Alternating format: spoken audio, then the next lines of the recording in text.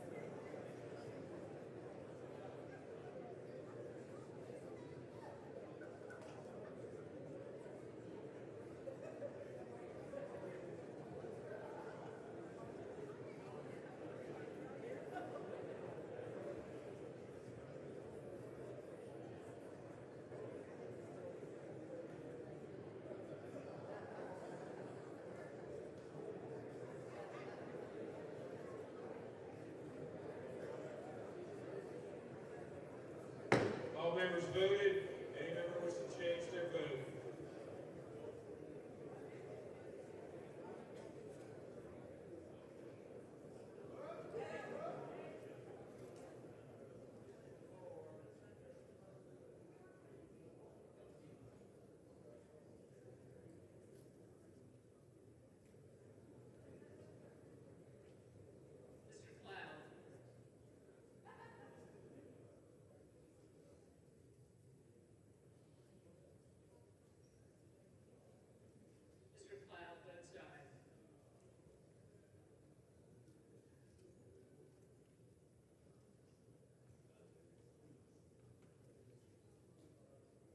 On this vote, the yeas are 217, the nays are 212. The resolution is adopted without objection.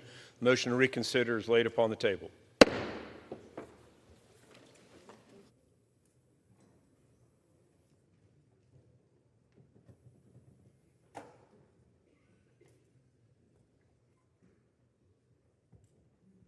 For what purpose does the gentleman from Virginia seek recognition? Mr. Speaker, I ask unanimous consent to speak out of order for 1 minute. Gentleman's recognized. Mr. Speaker, I'm gathered here today with colleagues from the Commonwealth of Virginia and others with a heavy heart to announce to the House the passing of our friend and colleague, Congressman Jerry Connelly. I've had the distinct honor to serve alongside Jerry for many years. Jerry served in this chamber since 2009, and before that he served 14 years on the Board of Supervisors in Fairfax County, including 5 years as its chairman. Jerry was a tireless fighter for his constituents, an unwavering advocate for the federal workforce, and a true steward for our democratic institutions. He loved America, the Commonwealth of Virginia, and of course his beloved hometown of Fairfax. As the ranking member of the Committee on Oversight and Government Reform, he spent the last few months on the front lines as a chief advocate for our federal civil service workers. I deeply valued Jerry's partnership. We worked together to champion policies that strengthen our communities, protect workers' rights, and expand opportunities for all Americans.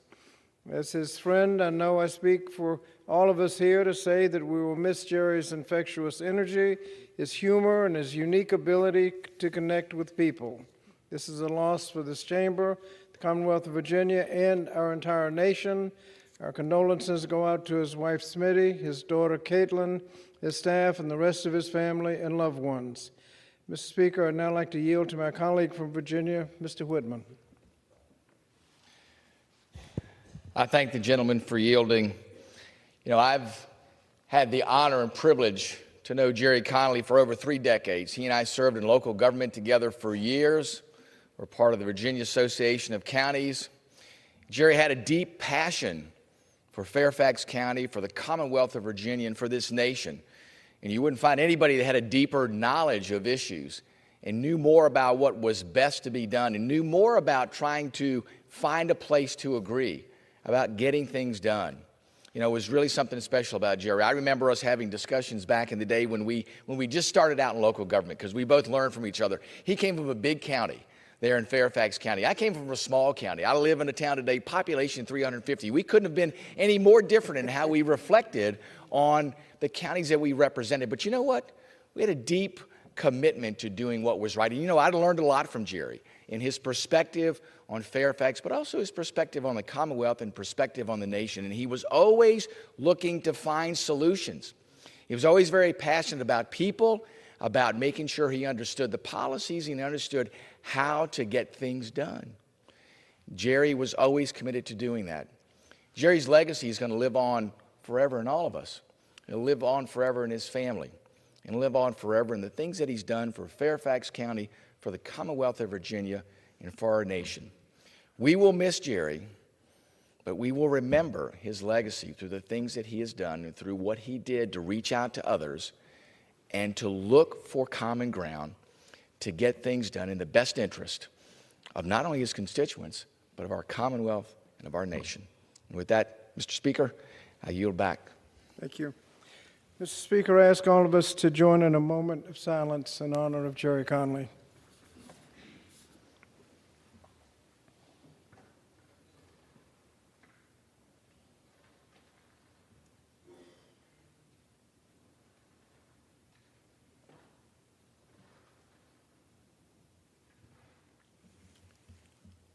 Thank you, Mr. Speaker. I yield back. It's really Mr. Speaker.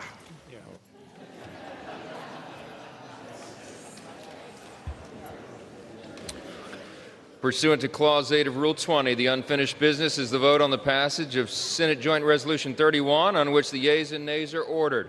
The clerk will report the title of the joint resolution. Senate Joint Resolution 31, joint resolution providing for congressional disapproval under Chapter 8 of Title 5 United States Code of the rules submitted by the Environmental Protection Agency relating to review of final rule reclassification of major sources as area sources under Section 112 of the Clean Air Act. The question is on passage of the joint resolution. Members will record their votes by electronic device. This is a 5-minute vote.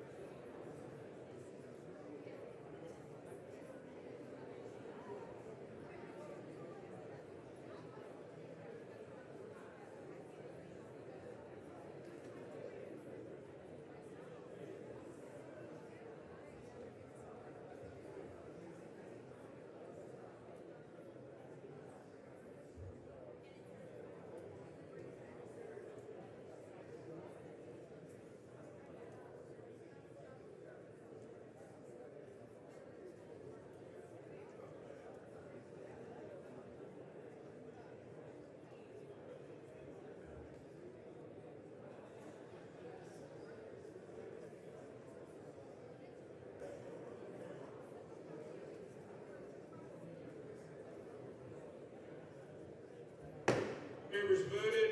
Any member wants to change their vote?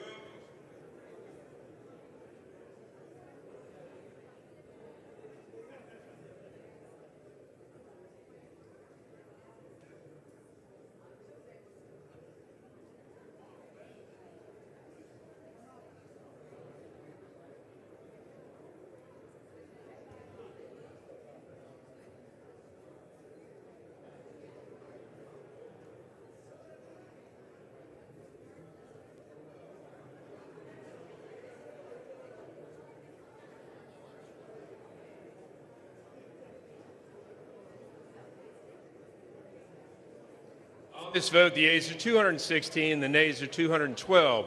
The joint resolution without it is adopted. And without objection, the motion to reconsider is laid upon the table.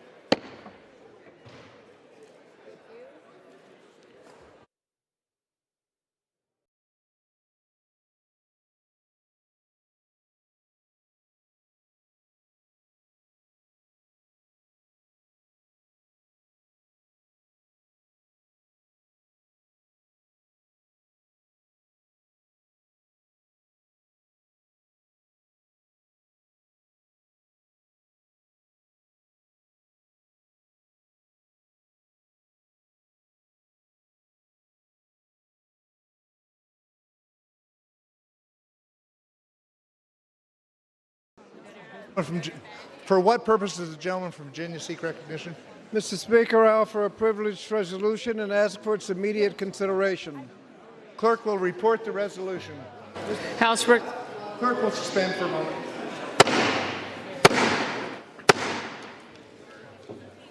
House will be in order. Members, please take conversations from the floor. Clerk will read the resolution.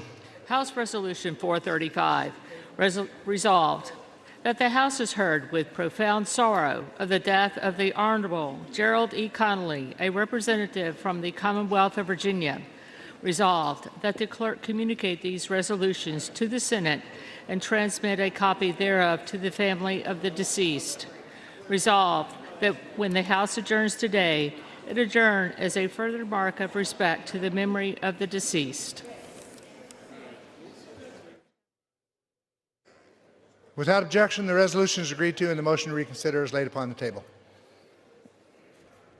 Who are we going to first?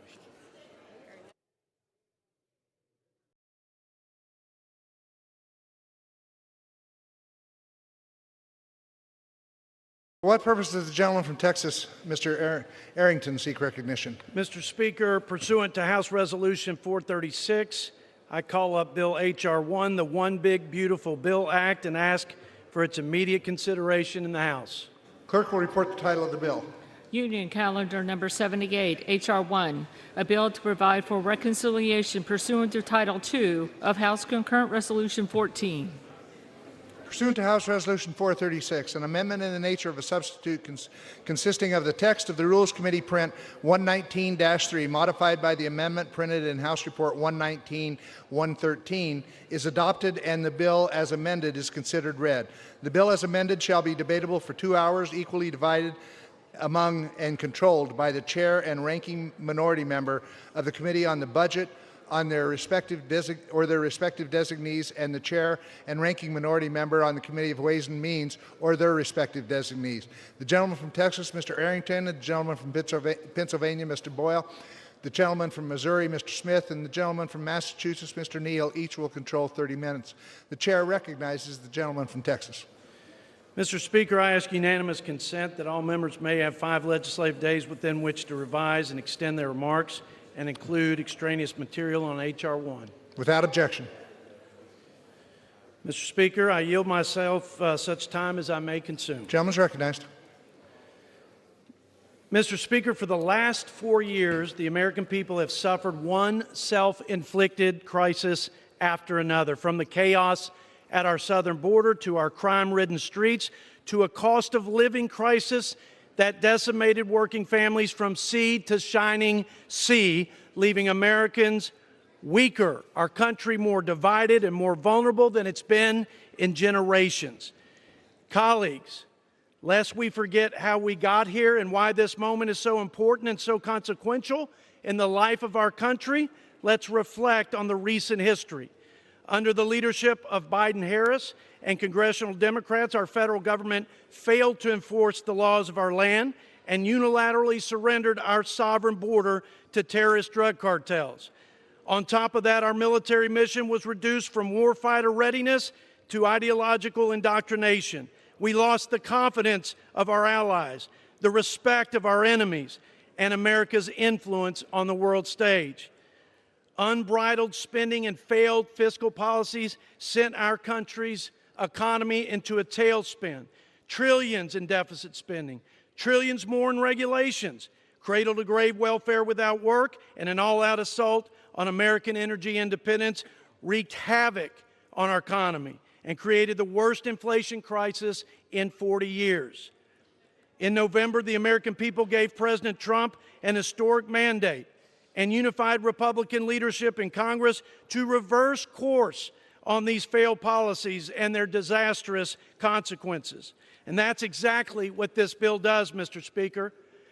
The One Big Beautiful Bill Act delivers the greatest single investment in border security and national defense, the largest tax cuts for families and small businesses, the most significant commitment to unlocking America's energy resources, and the largest reduction in spending in the history of the United States by twofold. But in an attempt to derail our efforts, you can be sure of this: our Democrat colleagues will use their tired old tactics of fear-mongering and false claims. They like to lead you to believe that this reconciliation bill is a, quote, tax cut for the rich on the backs of the poor. Their narrative throughout this process has not only been misleading, Mr. Speaker, and completely untrue, it preys on the fears of our nation's most vulnerable. Here's the truth. The 2017 tax cuts lowers tax rates for every American household at every income level, with the lower income families benefiting the most, while actually increasing the amount of taxes paid at the top 1%. 3 out of every $4 in the Trump tax cuts didn't go to corporations, they went to individuals. Workers experienced a record 25-year wage increase. Families received an additional $5,000 in median household income, and income for the bottom 50% grew 3 times faster than the top 1%. And as a result, Mr. Speaker, a record 6 million Americans were lifted out of poverty. This won't stop our Democrat colleagues from scaring you with fallacious statements that, quote, children will go without food, seniors will be stranded without health care, and the disabled will be left to die in the streets. All of this is just a cover for what they really want to do. They want to protect health care and welfare at any cost for illegal immigrants, at the expense of hardworking taxpayers and our citizens who depend on them. And crazy enough, Mr. Speaker, they also want to abandon the common sense Clinton-era work requirements that reduce government dependency by 80%. And instead, they would trap millions of people in poverty and rob them of the dignity of work. But by the overwhelming results of this last election, it's abundantly clear the American people see through this too. And they have totally rejected the Democrats' radical agenda. Their message to Washington was clear, Mr. Speaker. They want competent leaders, common sense policies, and a commitment from all of us to put America and Americans first. Now, let's give the people what they voted for. I reserve my time. Reserves the balance of his time. Gentleman from Pennsylvania, Mr. Boyle. Mr. Speaker, I yield myself such time as I may consume. Gentleman's recognized. Mr. Speaker, by my calculation, I have now been up 43 of the last 45 hours, and I'm not quitting yet. And we're not quitting yet, because the stakes are just too damn high. This is one of the most significant pieces of legislation we will ever vote on. This bill will bring about the greatest loss of health care in American history. More than 6 million Americans who are currently on the Affordable Care Act will lose their health insurance if this Republican bill becomes law. More than 7 million Americans currently on Medicaid will lose their health care if this Republican bill becomes law. In fact, in total, 13.7 million Americans will lose their health care, according to the nonpartisan CBO. That's bad enough. But then, late last night, we also got confirmation from CBO that something else is in this bill. Over $500 billion worth of cuts to Medicare. All told, given the cuts to the ACA, the cuts to Medicaid, the cuts to Medicare, the largest loss of health care in American history as a result of this bill. Not even during the Great Depression did so many people lose their health care as will lose it in this bill. And there are even more cuts beyond that. Cuts to nutrition assistance programs, cuts to Head Start, cuts to other education programs. The list goes on and on. Why? To help pay for over $5 trillion worth of tax cuts, most of which that go to the top 1%. But here's the thing.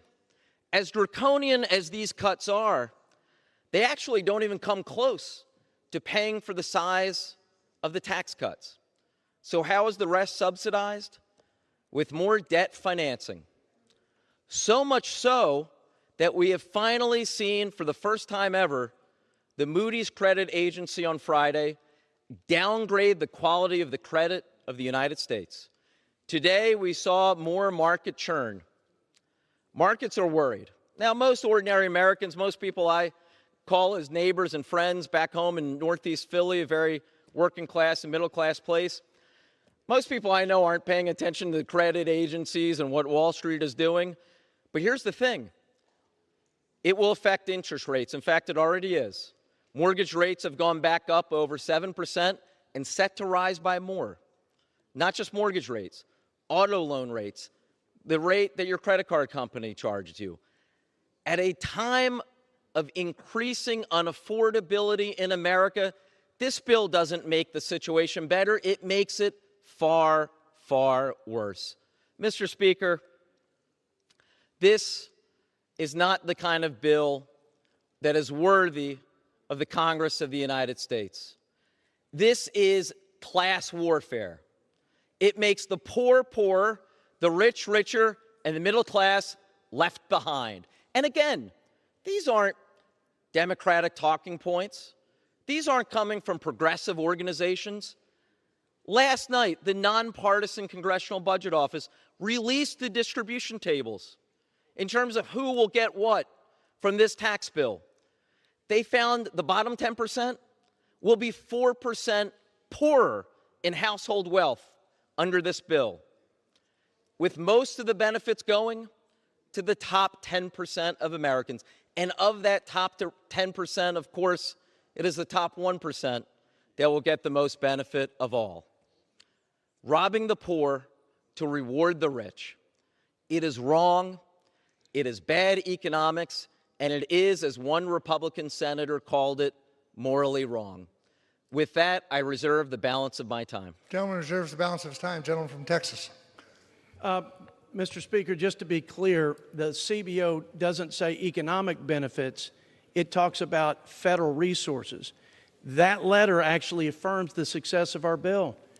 We will actually have people, because of reasonable common sense work requirements and because of prohibitions on illegal immigrants getting taxpayer-funded social services, we'll actually have people moving up and out of the welfare trap. And we won't have people siphoning off money who are not eligible, and that is success. Not to them, but success to my Republican colleagues. With that, I yield 2 minutes to my good friend from the Keystone State, our Ag Chair, Mr. G.T. Thompson. Mr. Speaker, I rise in support of the One Big Beautiful Bill that will halt the largest tax increase on American families, bolster our hardworking farmers and rural communities, and give President Trump the tools he needs to make America safe again. The Agriculture Committee was tasked with $230 billion in net deficit reduction. I'm proud to say we exceeded that instruction.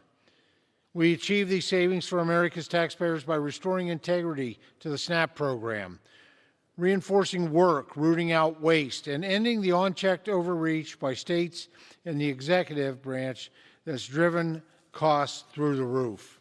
SNAP is the only state-administered welfare program that does not have a cost share component. And while the federal government funds 100% of the benefit, states are tasked with operating it. The only problem? They aren't operating it well. In 2023 alone, over $13 billion in improper payments were made. That's not just a slap in the face to taxpayers, but of the needy families who rely on SNAP as well. We aren't just stopping at restoring the SNAP program to its original intent. We're also delivering big wins for rural America by shoring up the safety net for farmers and ranchers and providing critical tax relief. The One Big Beautiful Bill makes permanent and expands the Trump tax cuts. It also prevents the death tax from hitting over 2 million family farms. It locks in the small business deduction, helping 98% of American farms stay afloat. It expands immediate expensing so farmers can expense the tools that they use today to secure the harvest of tomorrow. It protects domestic biofuels from being crowded out by Chinese imports. It lowers the cost of borrowing for our farmers hit by Biden's sky-high interest. It reduces regulatory burdens on small farmers hiring seasonal workers. In short, this bill secures the safety net our farmers deserve and delivers to SNAP the accountability taxpayers demand. America's farmers, ranchers, and rural communities sent us here to fight for them, and the One Big Beautiful Bill delivers on that mandate. Pennsylvania. This bill will kick 404,000 people in our state of Pennsylvania off their health insurance. With that, Mr. Speaker, I'm happy to yield 1 minute to the gentleman from Texas, the ranking member of the Health Subcommittee on Ways and Means, Mr. Doggett. Gentleman from Texas recognized for 1 minute. Breaking yet another promise, Republicans are cutting Medicare by $500 billion. On October 1st of this year, every Medicare health care provider will see a 4% cut, and that will occur year after year after year as seniors try to find someone who will accept Medicare. And on January the 1st, millions of Americans who rely on the Affordable Care Act lose their access to a family physician. Medicaid for those in nursing homes, for half the babies born in my hometown of Austin, cut. Almost 14 million Americans losing their access to health care. And the new Trump school voucher sabotage plan atop state vouchers incentivizes removing students from public schools.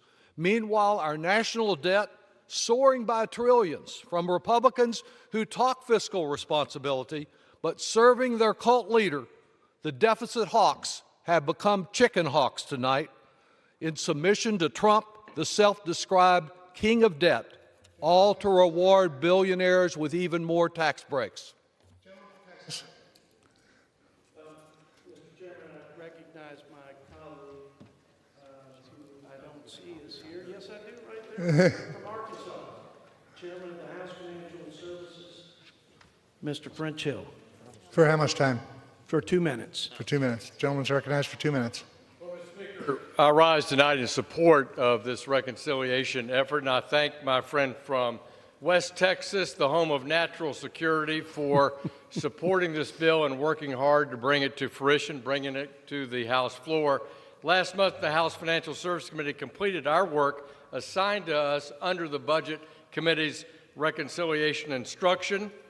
The resolution asked us to decrease the deficit by $1 billion during the planning period of 10 years. Our committee exceeded that objective, and we've saved the American taxpayers and cut the deficit in our plan by $5.2 billion in savings. During the markup, we spent 9 hours debating and considering 40 amendments from our friends on the other side of the aisle. After this exhaustive process, we favorably reported our committee print to fulfill our obligations under this bill. Mr. Speaker, we can't lose sight of the reason that we're here tonight on this House floor. In 2024, the American people voted for fiscal responsibility and real change. Our country is currently $37 trillion in debt, paying billions of dollars in interest each day on that debt. Congress must act. Today, we start that process. For too long, the government spending has been a one-way road in the wrong direction. I'm proud of the work of the Financial Services Committee to do our part to reduce this deficit. I ask all my colleagues to support this bill, and I yield back the balance of my time. Gentleman from Pennsylvania. Thank you. I would remind my friend this bill would kick 131,000 people in Arkansas off their health insurance. With that, I yield 1 minute to the gentleman from the Commonwealth of Virginia, the distinguished ranking member of the Education and Workforce Committee, and also a member of the Budget Committee, Mr. Scott. Gentleman's recognized for 1 minute. Thank you, Mr. Speaker. Mr. Speaker, it's hard to take my colleagues on the other side of the aisle seriously when they give speech after speech after speech complaining about the deficit and then support this reconciliation bill that adds trillions of dollars to the national debt. The bill also not only increases the deficit, it has 4 million students who will lose their Pell Grants. 18 million children could potentially lose their free school lunch. 13.7 million people are set to lose their health care, and everybody loses when the National Institute of Health research is cut. This big, bad billionaire's bill steals educational opportunities from students, cuts health care and food from working families, all to fund tax cuts for millionaires and billionaires, and then increases the national debt. Mr. Speaker, to paraphrase Harry Truman, this is not fear-mongering, it's the truth, but they just think it's fear-mongering. Vote no. Gentleman from Texas.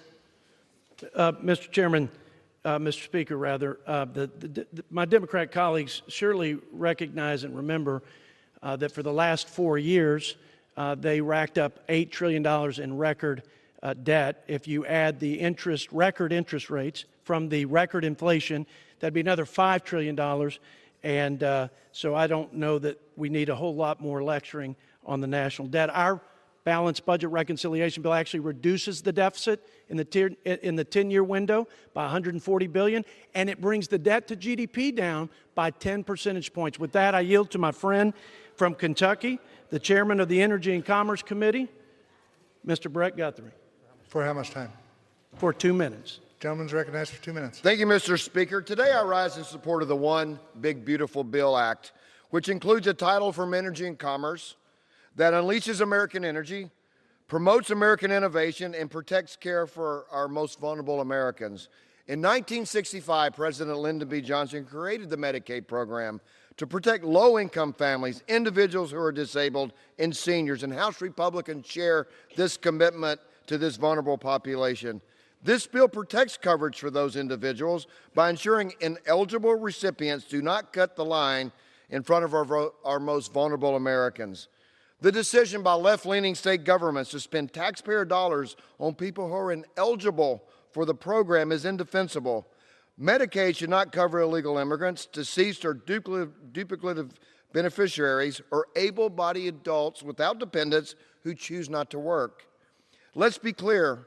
What my Democrat colleagues are prioritizing when they say they oppose our bill, what they're really saying is 4.8 million people who refuse to work a part-time job or volunteer in their community are entitled to free health care paid by hardworking taxpayers.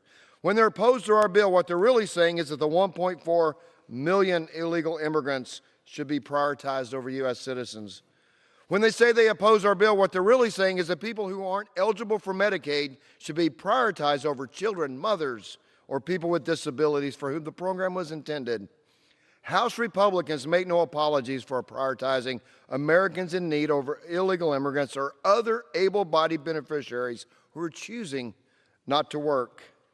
Along with work requirement, our bills rolls back restrictive Biden-era regulations, promotes transparency for pharmacy benefit managers, increases seniors' access to medication.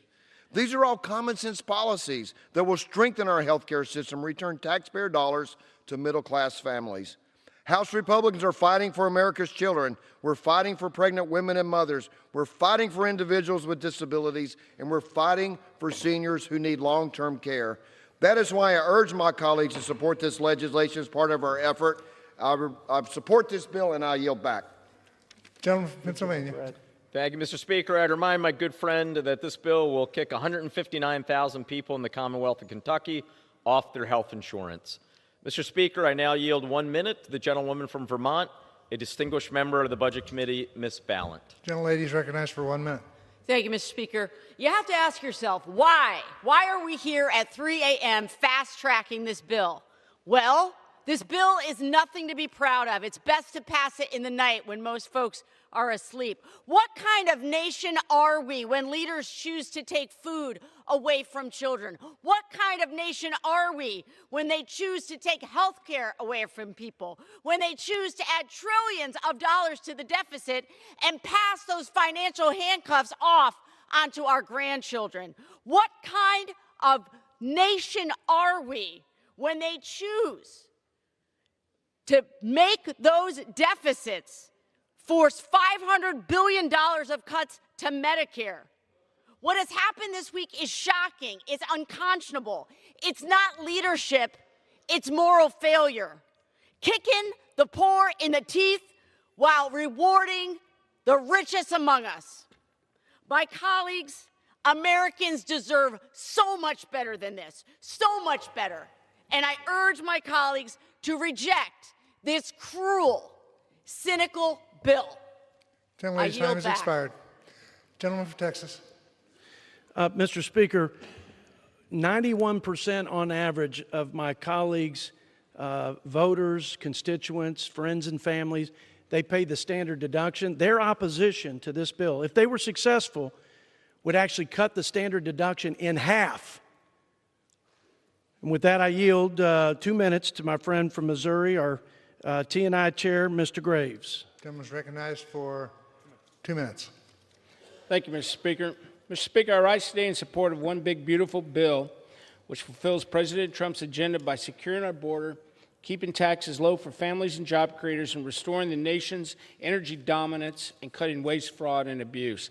The Transportation and Infrastructure Committee's portion of today's legislation combines critical investments in border security, national defense, and modernization of America's air traffic control system while eliminating wasteful spending and other deficit reduction measures. Specifically, this bill addresses long overdue needs in the United States Coast Guard, which for over 2 decades has received less than half of the capital investment necessary to effectively carry out its critical missions. The T&I Committee included more than $21 billion to recapitalize Coast Guard assets, including the acquisition of cutters, aircraft, polar icebreakers, along with the facilities that are needed to support them. In light of serious operational and financial challenges facing the FAA, the T&I Committee provided $12.5 billion down payment for finally modernizing our outdated air traffic control infrastructure. Finally, the bill addresses the chronic shortfall in the Highway Trust Fund by instituting a $250 annual fee on electric vehicles and $100 on hybrid vehicles, ensuring that all drivers contribute their fair share to maintaining our roads and bridges. In this measure, the T&I Committee prioritized core federal responsibilities, which included national defense, transportation safety, and infrastructure modernization, while also responsibly offsetting these investments with cuts to wasteful spending. Mr. Speaker, I'd urge my colleagues to support the legislation, and with that, I yield back the balance of my time. Gentleman from Pennsylvania. Mr. Speaker, I just want to correct a disingenuous argument that has been offered repeatedly. Folks on the other side, throughout this past week and a half, 2 weeks, and we hear it tonight, say, well, if we don't pass this bill, most Americans will face a tax increase. Completely false. Time and again over the last 2 weeks, both in Ways and Means and Rules, Democratic members offered amendments to protect and extend the tax cuts for every American making under $1 billion a year. Every single Democrat voted for those amendments. Every single Republican voted against them. With that, Mr. Speaker, I am happy to yield 1 minute to the gentlewoman from Ohio, distinguished member of the Budget Committee, Ms. Kaptur. Gentlelady is recognized for 1 minute. Thank you. Ranking Member Boyle, federal budgets are moral documents. They tell the American people who we value and who we leave behind. This budget is a bonanza for billionaires.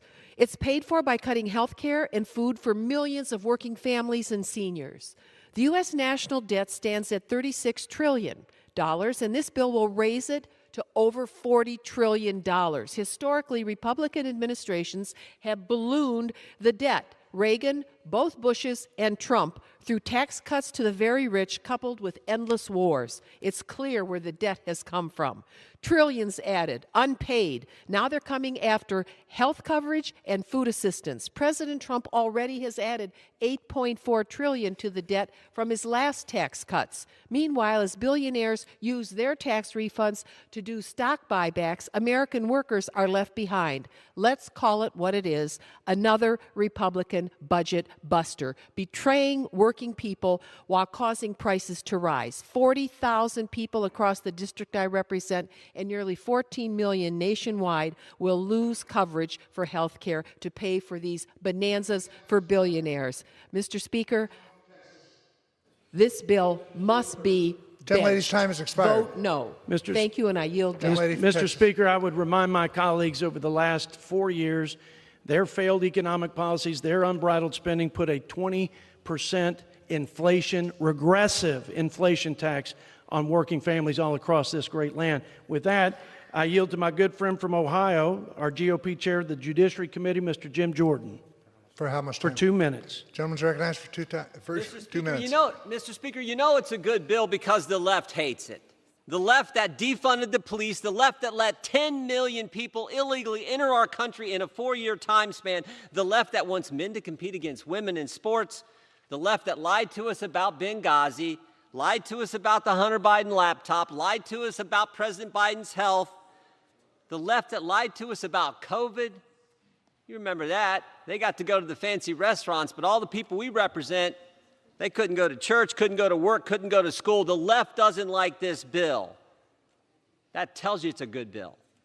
This bill's about fundamental conservative principles, regular things that the American people appreciate. This bill cuts taxes. This bill requires work for able-bodied adults in our welfare system. This bill gives school choice to parents. This bill secures the border. We're the party that believes in letting moms and dads keep more of their money to spend on their goals and their dreams. We're the party that says if you get taxpayer funds and you're able-bodied, you should work. That's fair to the taxpayers. That's good for our economy. Most importantly, it's good for the recipient.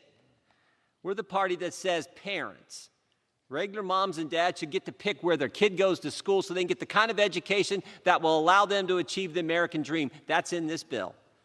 And this bill secures the border. The primary issue of last fall's election, the issue that decided the election, the issue that put President Trump in the White House and Republicans in control of the Congress, this bill helps secure the border that President Trump's already got under control.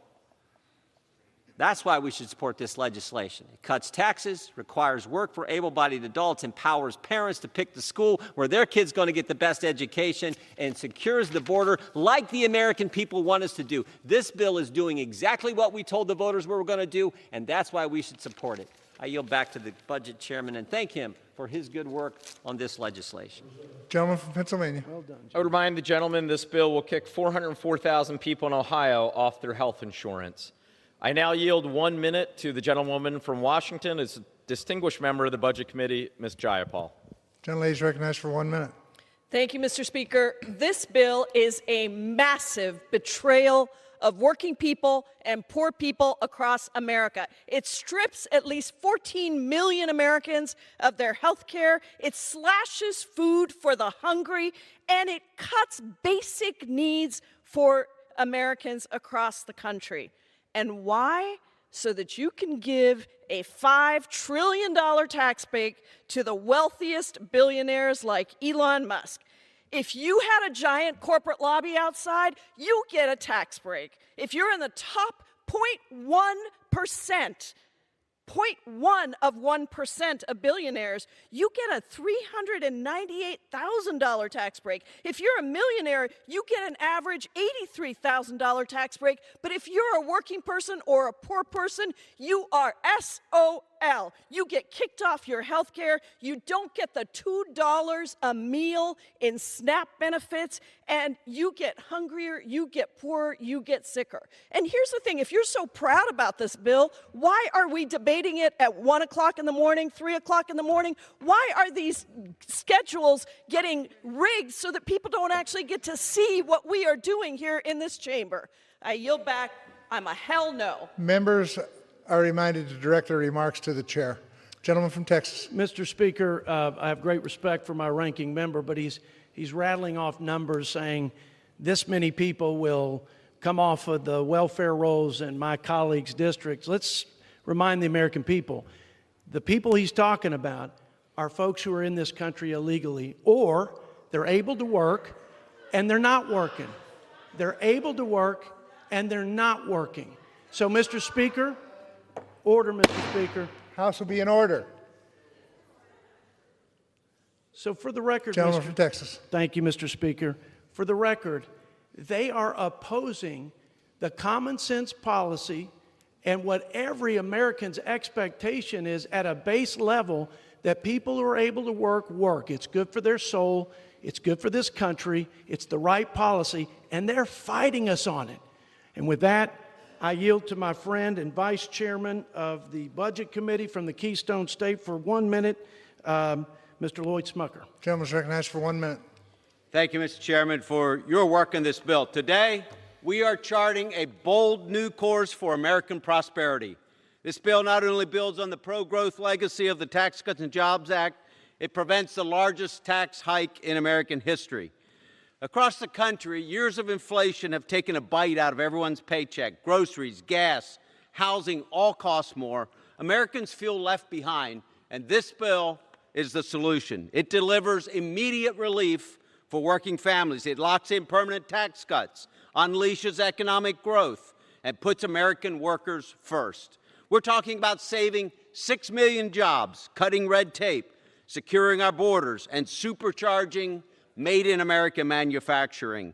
And we do all this while achieving historic federal savings. It is possible to reduce spending, provide tax relief, and protect core services for Americans all at once. This is real, responsible leadership. Mr. Speaker, this bill is bold, immediately effective, and above all, it's common sense. It's time to pass this act and get America back on the path to prosperity. Gentleman's time has expired. Gentleman from Pennsylvania. Mr. Speaker, I have good news for my friend, the chairman of the Budget Committee. We just verified with the Congressional Budget Office, and of the 13.7 million Americans who will lose their health care because of their bill, exactly 0 are undocumented immigrants. So the complete artifice that the other side is attempting to convince you is that almost 14 million Americans will lose their health care, but don't worry about it. They're all illegals. They're all people who are defrauding the system. It's completely false, and every independent source has verified that it is false. Yay. With that, Mr. Speaker, I yield 1 minute to the gentlewoman from California, distinguished member of the Budget Committee, Ms. Chu. Gentlelady is recognized for 1 minute.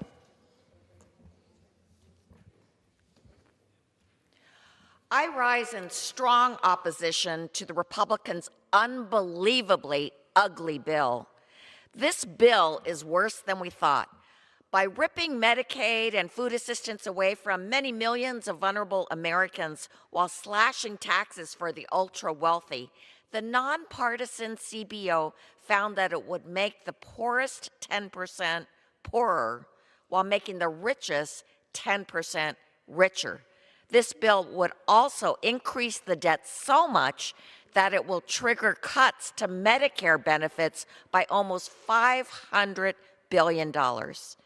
So to my Republican colleagues, think of my constituent Maria. Maria needs Medicaid, Medicare, and Social Security to care for her daughter who resides in a nursing home, uses a feeding tube to eat, and can't recognize her mother. Maria asked, if Medicaid is cut, where would my daughter go? Tax cuts for the wealthiest at the expense of Maria's daughter getting the care she needs to survive is despicable. vote no on this bill. Gentleman from Texas. Mr. Speaker, according to Numbers USA, over the last 4 years when the Democrats were in charge of this town, and millions of people were flooding into this country from across our border, we were spending $9,000 per illegal immigrant on social services, taxpayer-funded social services. Mr. Speaker, that's more than we spend on our own citizens who depend on Medicaid. That's more than we spend on military benefits for our veterans. With that, Mr. Speaker, I yield 1 minute to my friend from California and fellow Budget Committee member, Mr. Tom McClintock. Gentleman is recognized for 1 minute. Thank you, Mr. Speaker. If this bill fails, an average family's taxes will rise 22% next year, about $1,700 a year, the biggest tax increase in American history. But if it succeeds, working families will be able to keep more of their earnings, will be able to complete the border wall and protect our communities from the violent cartels the Democrats allowed into our country. We'll relieve pressure on Medicaid by requiring able-bodied adults on it to look for work. And we can free up America's vast energy resources. You know, the most important economic indicator is how Americans answer this question next year. Are you better off today than you were 2 years ago? By this time next year, Americans could be enjoying one of the most explosive periods of growth in our history, and all that means: secure borders, safer communities, lower taxes, abundant energy, more and better jobs, a higher standard of living, and a better quality of life. A big, beautiful future for all Americans. I yield back. Gentleman from Pennsylvania. I would remind the gentleman that this bill would kick 1.98 million people in California off their health insurance. I now yield 1 minute to the gentleman from New York, distinguished member of the Budget Committee, Mr. Tonko. Gentleman is recognized for 1 minute. Thank you, Mr. Speaker, and I thank the gentleman for yielding. One of the very first bills I ever voted on as a representative in Congress was passing the Affordable Care Act and bringing historic access to health care to millions. That action reflects what Congress should be all about: helping everyday Americans, serving our communities, and fighting against the forces that seek to make us sicker, hungrier, and poorer. Unfortunately, today, those forces are the Republican majority, the President of the United States, and the richest people on the planet. On top of constitutional crises, in the throes of a housing and cost of living emergency, and in the face of catastrophic climate change, Congress is set to make the largest cuts to health care, food assistance, and environmental protections in American history. Families in my district and across our country are hurting. You don't fix that pain by further ripping away the basic needs programs that help those struggling to get by. For me, the choice is clear. I will never stop fighting for my constituents and all Americans whose lives will be destroyed by this monstrosity of a bill. And with that, I yield back. Gentleman from Texas. Mr. Speaker, I yield a minute to my fellow Texan, Mr. Gill, who's also on the Budget Committee. The gentleman is recognized for 1 minute. Mr. Speaker, so much of what we have heard tonight from the other side of the aisle is nothing but shrill and hysterical calumny from a political party who has nothing to offer the American people but confiscatory taxes, open borders, and men and women's sports. They talk about cruelty, Mr. Speaker. I'll tell you what is cruel. Cruelty is deliberately facilitating the mass importation of millions of illegal aliens, many of whom are murdering and raping and pillaging our people on our soil. Mr. Speaker, this bill will fund border security, it will fund ICE, and it will fund the largest deportation operation in American history. Mr. Speaker, we are taking our country back, and for that I encourage my colleagues to vote yes on this bill, and I yield back. Gentleman from Pennsylvania. Well, you're really cheery, aren't you? The reality is this bill, not according to our numbers, according to the independent, certified, nonpartisan authority on this matter, verified at least 13.7 million Americans will lose their health insurance. And you know why they want to talk about every subject under the sun other than this? Because they know it is going to have devastating consequences for the American people, and it will have devastating consequences for them next November. With that, I'm happy to yield 1 minute to the gentleman from Kentucky, distinguished member of the Budget Committee, Mr. McGarvey. Gentleman's recognized for 1 minute.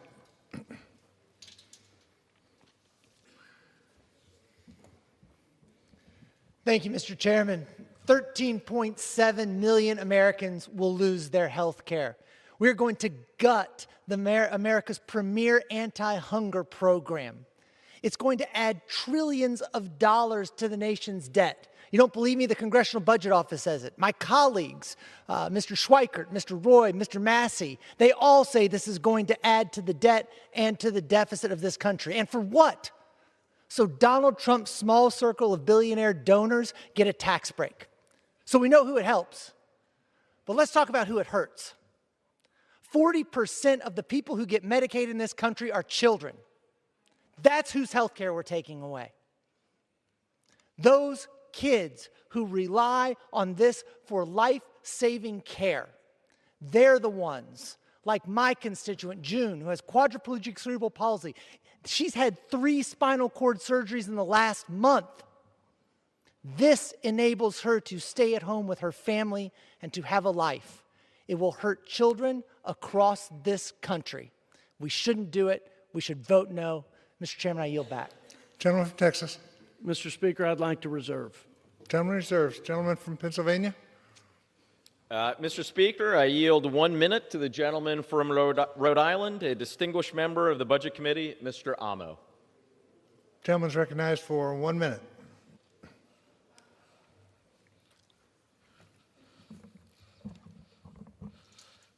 Mr. Speaker, budgets are a statement of values, and Republicans have made their values crystal clear. They value those who can buy crystals over the working class. They value putting the needs of the wealthy few over the vulnerable. They value making the rich richer, the sick sicker, the hungry hungrier, and yes, the poor poorer. It's a moral inversion, a reverse Robin Hood scheme to steal from the poor and give to the rich, and it is just plain wrong. This big, bad bill is an abomination that will hurt tens of thousands of Rhode Islanders just to give billionaires a break on their taxes. Republicans have made their values clear, so will I. My Rhode Island values are healing the sick, feeding the hungry, and uplifting the poor, ensuring that there is opportunity in this country for everyone, especially the working people in the middle class. You have my word that I will never stop fighting for vulnerable Rhode Islanders and against this dangerous bill. And if I thought they had it, I'd urge my colleagues on the other side of the aisle to show some backbone and do the same. But I know they will fall in line. I yield back. Mr. Speaker, I agree with the gentleman. The budgets do reflect the values of the Republican Party, and my colleagues are to protect 40 million families from having their child tax credit cut in half, 26 million small businesses who would have the highest marginal rates. They'd lose the 20% deduction, 2 million family-owned farms, and the farming families would have the death tax exemption slashed in half. Mr. Speaker, those are our values. We want people to keep more of their money. We want this economy to grow. We want people to have better opportunities and bigger paychecks. We want to give folks hope for a better life, to come up and out of poverty, out of welfare, and put their God-given talents to use. So with that, my dear friend from Georgia and fellow member of the Budget Committee, I would like to yield a minute to Mr. Buddy Carter. Gentleman is recognized for 1 minute. Mr. Speaker, I rise today in strong support of the One Big Beautiful Bill Act. The American people are suffering. They're suffering from 4 years of government overreach and out-of-control spending that has put us on the edge of fiscal ruin. That stops now. This bill will make President Trump's tax cuts for American families permanent, remove taxes on tips and overtime, unleash American energy dominance, and eliminate waste, fraud, and abuse from key federal programs. Passing this bill means preserving Medicaid for generations to come, and keeping our promise to ensure it's there for Americans who truly need it. This bill will allow families still feeling the pain of inflation to take home tax-free tips and hard-earned overtime. This bill will rein in out-of-control spending by government agencies such as EPA that had little or no oversight under President Biden. Let me be clear. This is a bill that works for America. It will put us back to the path towards fiscal responsibility, keep money in the pocket of those Americans, unleash American energy dominance, and preserve key programs for those who need them. Gentleman's time is Thank expired. you, Mr. Speaker, and I yield back. Gentleman from Pennsylvania. Well done, Mr. Speaker, this bill will kick 494,000 people in Georgia off their health insurance. I now yield 1 minute to the gentleman from Washington State, the distinguished ranking member of the Transportation and Infrastructure Committee, Mr. Larson. Gentleman's recognized for 1 minute. Thank you, Speaker. Speaker, Transportation and Infrastructure Committee Democrats are for bills that invest in job-creating infrastructure. We are against jamming through fiscally reckless bills that rip health care away from 13 million Americans and take food assistance away from millions of families so that we can hand out tax breaks to billionaires. Democrats want to continue historic funding for transportation infrastructure and stronger and healthier communities. Unfortunately, this reconciliation package leaves very little room for those investments. To make the needed safety investments for the entire air traffic control system, the safety investments that we need to tackle the highway safety crisis, the investments that we need to meet the Coast Guard members' health care, housing, and child care needs. And this bill causes immediate harm by yanking money from locally selected projects that our constituents in Republican and Democratic districts alike are counting on. And for what? To help pay for the tax cuts for the richest Americans and largest corporations. I look forward to a future where the members of this body work together on priorities for transportation infrastructure, but this big, ugly bill ain't it. Gentleman from Texas. I reserve, Mr. Speaker. Gentleman reserved. Gentleman from Pennsylvania. Mr. Speaker, I yield 1 minute to the gentleman from Maryland, the distinguished ranking member of the Judiciary Committee, Mr. Raskin. Gentleman is recognized for 1 minute. Thank you, Mr. Speaker. It's telling that President Trump and his cult followers have chosen to name their bill after its size and its looks instead of its contents and its values. They don't want anybody looking inside this monstrosity. There's nothing beautiful or big about stripping 14 million Americans of their health care or removing food security from 11 million people, including 4 million kids. That's ugly. That's small. I know Donald Trump has increased his net worth by more than $3 billion since taking office from his global crypto scam, and that yesterday he brought home a $400 million jumbo jet from the monarch dictator of Qatar, a flying constitutional violation packed with threats of espionage and surveillance. But there's nothing big or beautiful about plundering the wealth of the people of America to give to the people who have already profited from Donald Trump's prior schemes. Let's vote this whole monstrosity down. Gentleman's time has expired. Gentleman from Texas. Mr. Speaker, I'll tell you what's big. The $900 billion in tax breaks, special interest tax breaks to green energy corporations that my colleagues passed unilaterally in the, quote, Inflation Reduction Act. That's big. And so the billionaires that got rich off their tax breaks got a big break. And we aim to phase them out or repeal them so we could bring the energy costs down, so we can strengthen America's energy independence. With that, I'd like to yield a minute to my friend from Indiana, Mr. Marlon Stutzman. Gentleman's recognized for 1 minute. I thank the gentleman. I rise in strong support for H.R. 1, the One Big Beautiful Bill Act. Despite the claims from our colleagues on the other side of the aisle, this bill will give huge benefits to everyday working Americans in all of our districts. This bill includes many tax benefits, including a Made in America auto tax break, which will not only support American families trying to buy a car, but it will further support new jobs in manufacturing facilities like General Motors and Toyota in Indiana. On top of this, the One Big Beautiful Bill supports building America's Golden Dome defense system, securing the homeland, and bolstering America's capabilities that will start with the skilled workforce in my district in Northeast Indiana. This bill also puts money back into working Americans' pockets. It supports those who work tirelessly in restaurants and supports nurses and factory workers who work overtime to support their families by establishing no tax on tips and no tax on overtime. This bill supports every American from small business owners to hourly wage workers and propels America's economic performance. I urge all my colleagues to vote in favor of this bill. Gentleman from Pennsylvania. Sure, one challenge with doing this massive bill literally in the middle of the night, as I look up, it's 3:40, if I'm reading that correctly, it's 3:45 a.m. right now. And there are all sorts of provisions that we're discovering in this massive piece of legislation being rushed through in the dead of the night. So I want to call out just one deeply troubling provision hidden in this bill, a provision that blocks states from regulating artificial intelligence for the next 10 years.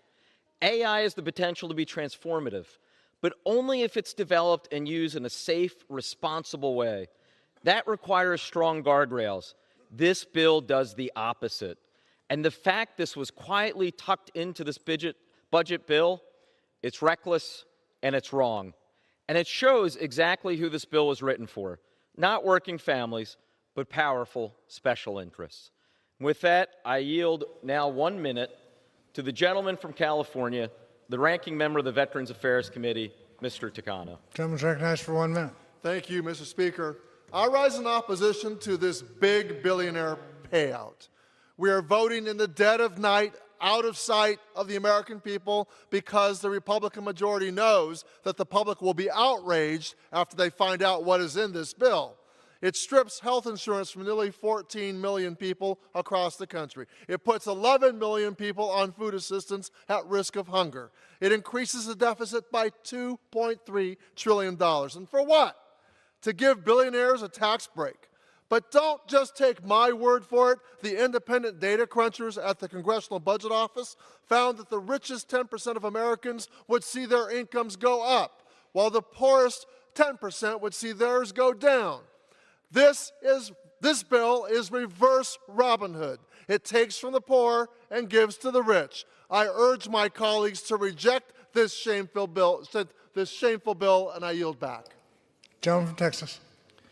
One of the problems, Mr. Speaker, with the work requirements in the Supplemental Nutrition Program, and I'm sure Mr. Takano knows this, is that states have been allowed to game the system and not effectively enforce those for those able-bodied adults receiving services. And in California, in fact, nobody is working who is on food stamps who is able to work. Nobody is working. And so it's not fair to those people. It's not fair to rob them of the dignity of work. It's not fair in our fiduciary role to the taxpayer.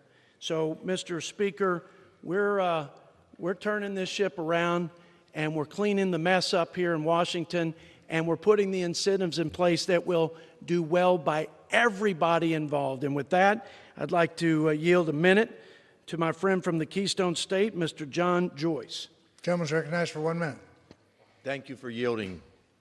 I rise in strong support of the One Big Beautiful Bill Act.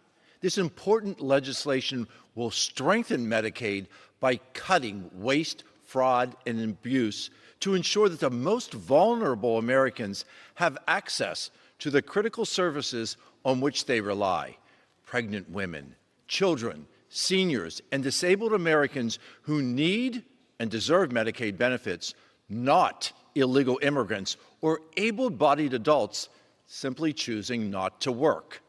This bill also fixes a provision in the Inflation Reduction Act to ensure that new innovative therapies for rare diseases are brought to market, restoring the hope of future cures for millions of Americans. In November, the American people sent a clear message with the election of President Donald Trump. Now, it is our job in Congress to deliver this one big, beautiful bill and produce results for the American people.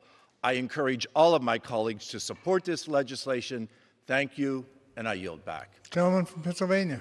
Well, I would remind my friend from the great state, the Commonwealth of Pennsylvania, this bill will kick 404,000 people in our state off their health insurance. I now yield 1 minute to the gentleman from California, a distinguished member of the Energy and Commerce Committee, Dr. Ruiz. Thank you, Mr. Speaker. Gentleman's recognized for 1 minute. I have a question for Republicans who are, in the cover of night, forcing this one big, ugly bill on working families. What the hell is wrong with you? You're taking away over $300 billion of food from the mouths of millions of hungry children, seniors, and veterans. You're taking away health care from over 14 million people by cutting Medicaid by nearly $800 billion. And despite these and many more cuts to working families, you're raising the debt by more than $5 trillion? For what? To give billions of dollars in tax cuts to billionaires like Elon Musk? What the hell is wrong with you? The millions of uninsured will be millions of uncompensated care for hospitals that rely on Medicaid. Hospitals will cost more, cut services like pediatrics, maternal health, and labor and delivery, and many will close. Premiums will rise and cost more. Whether you have private insurance or Medicaid, if your community hospital closes, where the hell will you get your constituents' care? Gentleman's time has expired, and members are again reminded to address their remarks to the chair. Gentleman from Texas. I think the Speaker yield 1 minute to the gentleman from South Carolina, Mr. Russell Fry. Gentleman's recognized for 1 minute. Thank you, Mr. Speaker. The One Big Beautiful Bill is exactly what this country needs. It is bold, it is clear, it is packed with real solutions. While Democrats have buried their head in the sand on the biggest issues facing America, Republicans are stepping up. They ignore the border crisis while towns are overrun. They downplay inflation while families can't afford groceries. And they pretend crime isn't skyrocketing while our cities become war zones. Democrats would rather police your speech than protect your streets. They'll rush to ban plastic straws, but look the other way when fentanyl overruns our cities. And when parents speak up at school board meetings, they get labeled as extremists, while actual criminals walk free. The One Big Beautiful Bill does exactly what they won't. It secures the border, protects our communities, strengthens our economy, cuts taxes, cuts waste, unleashes American energy, and puts the American people first. No more excuses. No more distractions. It's time to fix what is broken, and this bill is the blueprint. Gentleman from Pennsylvania. Would remind the gentleman this bill will kick 220,000 people in South Carolina off their health insurance. I now yield 1 minute to the gentlewoman from Massachusetts, distinguished member of the Energy and Commerce Committee, Ms. Trahan.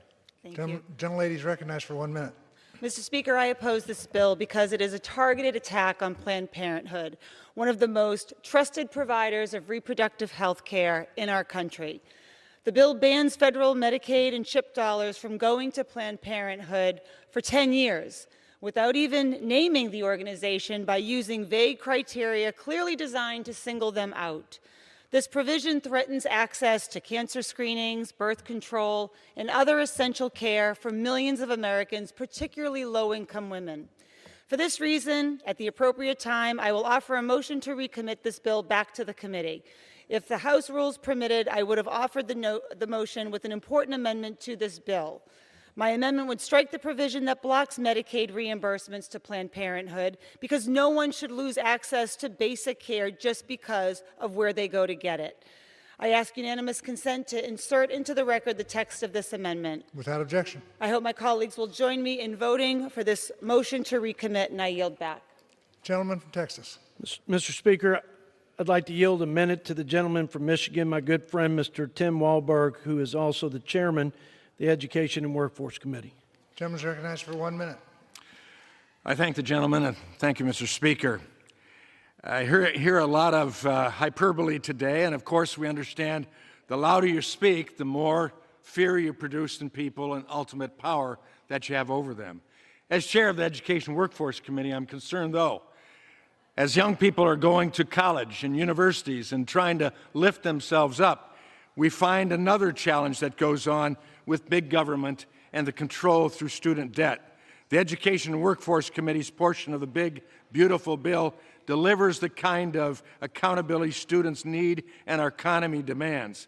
The bill saves taxpayers almost $350 billion. It also streamlines loan repayment options, making it easier for borrowers to repay while also targeting assistance to those who actually need it. By curbing excessive student loan debt and holding colleges accountable, this legislation also puts an end to colleges hiking tuition and spending recklessly. Simply put, it provides schools with an incentive to deliver real value for students and taxpayers. The American people want this. Let's support this bill and make America free. Gentleman from Pennsylvania. I would remind the gentleman this bill will kick 372,000 people in Michigan off their health insurance. I yield now 1 minute to the gentleman from Maryland, distinguished member of the Small Business Committee, Mr. Olszewski. Gentleman's recognized for 1 minute. Mr. Speaker, there is nothing beautiful about this bill, but the deficit growth, at least, is big. Maybe that's why my Republican colleagues are debating it under the cloak of darkness again. This bill is ugly. The bill is a scam. The nonpartisan CBO has confirmed that under the bill, the poor will get poorer and the rich will get richer. And to fund tax breaks for the wealthy, the bill borrows trillions while taking away food from hungry kids and health care away from hardworking Americans. My amendment to address the hypocrisy of Medicaid work requirements imposed under this bill was not included. The amendment was simple. Before prying health care away from able-bodied constituents, make sure they actually have access to a job. 14,000 will lose Medicaid coverage in my district alone. Thousands more will see their premiums soar. 20,000 who rely on SNAP for their next meal could go hungry. Nationwide, it's millions. It does nothing to lower costs for average Americans. It does the exact opposite. This bill is cruel. We should all vote no. And I yield. Gentleman from Texas. Mr. Speaker, I don't think it's a scam to prevent a 22% tax hike on average Americans. Let's be clear. My colleagues and I don't think it's a scam to steward tax dollars and root out waste, fraud, and abuse across the people's government. We don't think it's a scam to prohibit people who are not citizens of our country from draining the social safety net and impacting its sustainability for future vulnerable Americans. That's not a scam. That's our job, and we intend to do it. I reserve. Gentleman reserves. Gentleman from Pennsylvania. Mr. Speaker, I yield 1 minute to the gentlewoman from the Commonwealth of Virginia, distinguished member of the Energy and Commerce Committee, Ms. McClellan. Gentlelady is recognized for 1 minute. This big bag billionaire bonus extends tax cuts for the wealthiest few at the expense of the most vulnerable Americans. It kicks millions of Americans off their health insurance and takes food out of the mouths of millions more, including children, seniors, veterans, and people with disabilities. This bill will make someone who earns up to $300 a week pay up to a $35 copay because they need to have skin in the game, ignoring the fact they also have to pay their rent, childcare, utilities, on and on. This disastrous bill mandates that states implement burdensome red tape requirements and force Medicaid recipients to prove they are working, even though when given a chance to implement such requirements, only 2 states did. 18,000 working Arkansas people were kicked off because they couldn't meet the state's requirement, which are no longer in place. And Georgia spent more on administrative costs for their work requirements than on the cost of care. And once kicked off Medicaid, these people won't be eligible for subsidies to purchase marketplace plans, but they will get sick, they will go to the hospital, and the cost will go to the rest of us. This big bad bill is a bust, and I urge a vote. Gentleman from Texas. Mr. Speaker, I yield a minute to my friend from North Carolina, also Budget Committee member, Mr. Chuck Edwards. Gentleman is recognized for 1 minute. Thank you, Mr. Speaker. This one big, beautiful bill delivers on 2 of our nation's most urgent priorities: securing our southern border and unleashing American energy independence.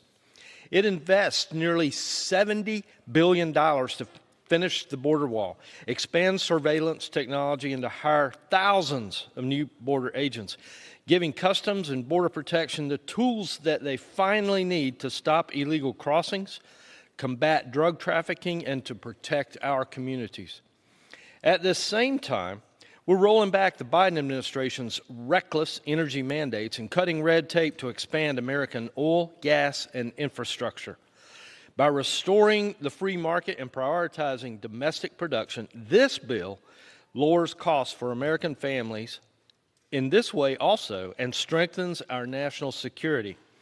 It's just common sense.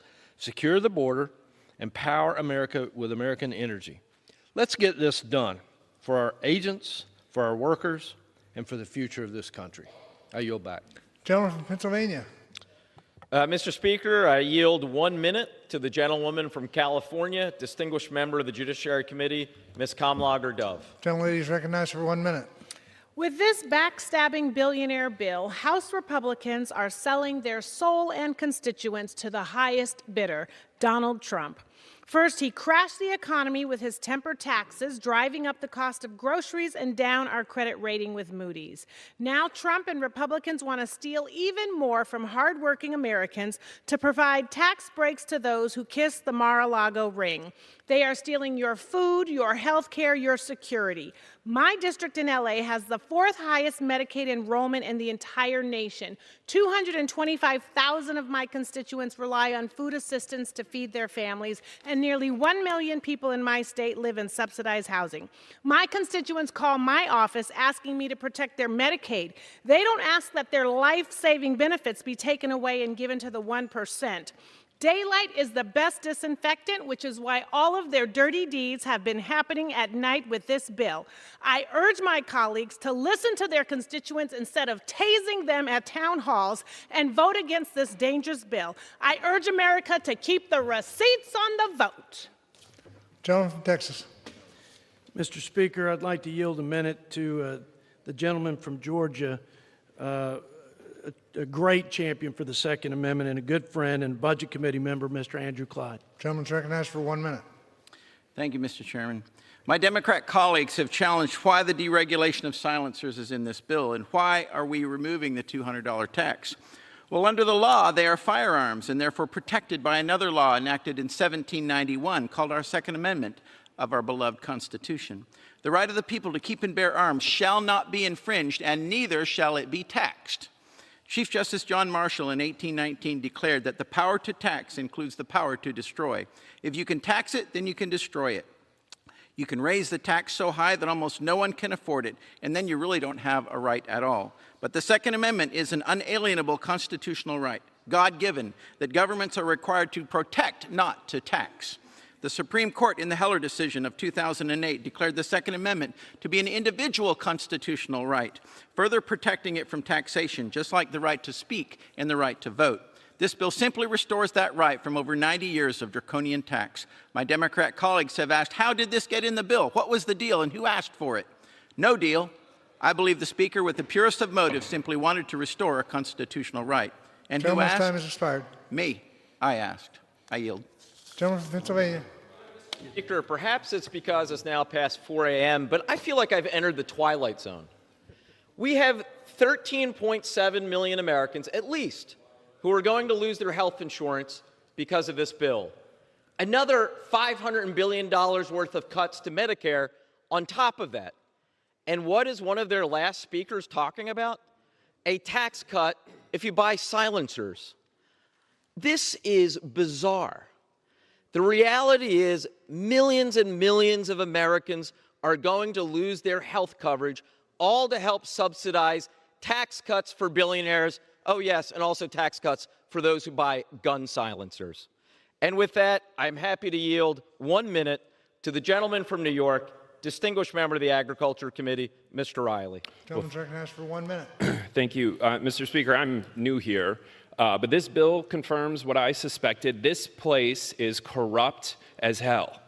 My amendment would have used this opportunity to negotiate prescription drug prices. It would have saved us billions of dollars that we could have used for tax cuts for the middle class. But you know what happened?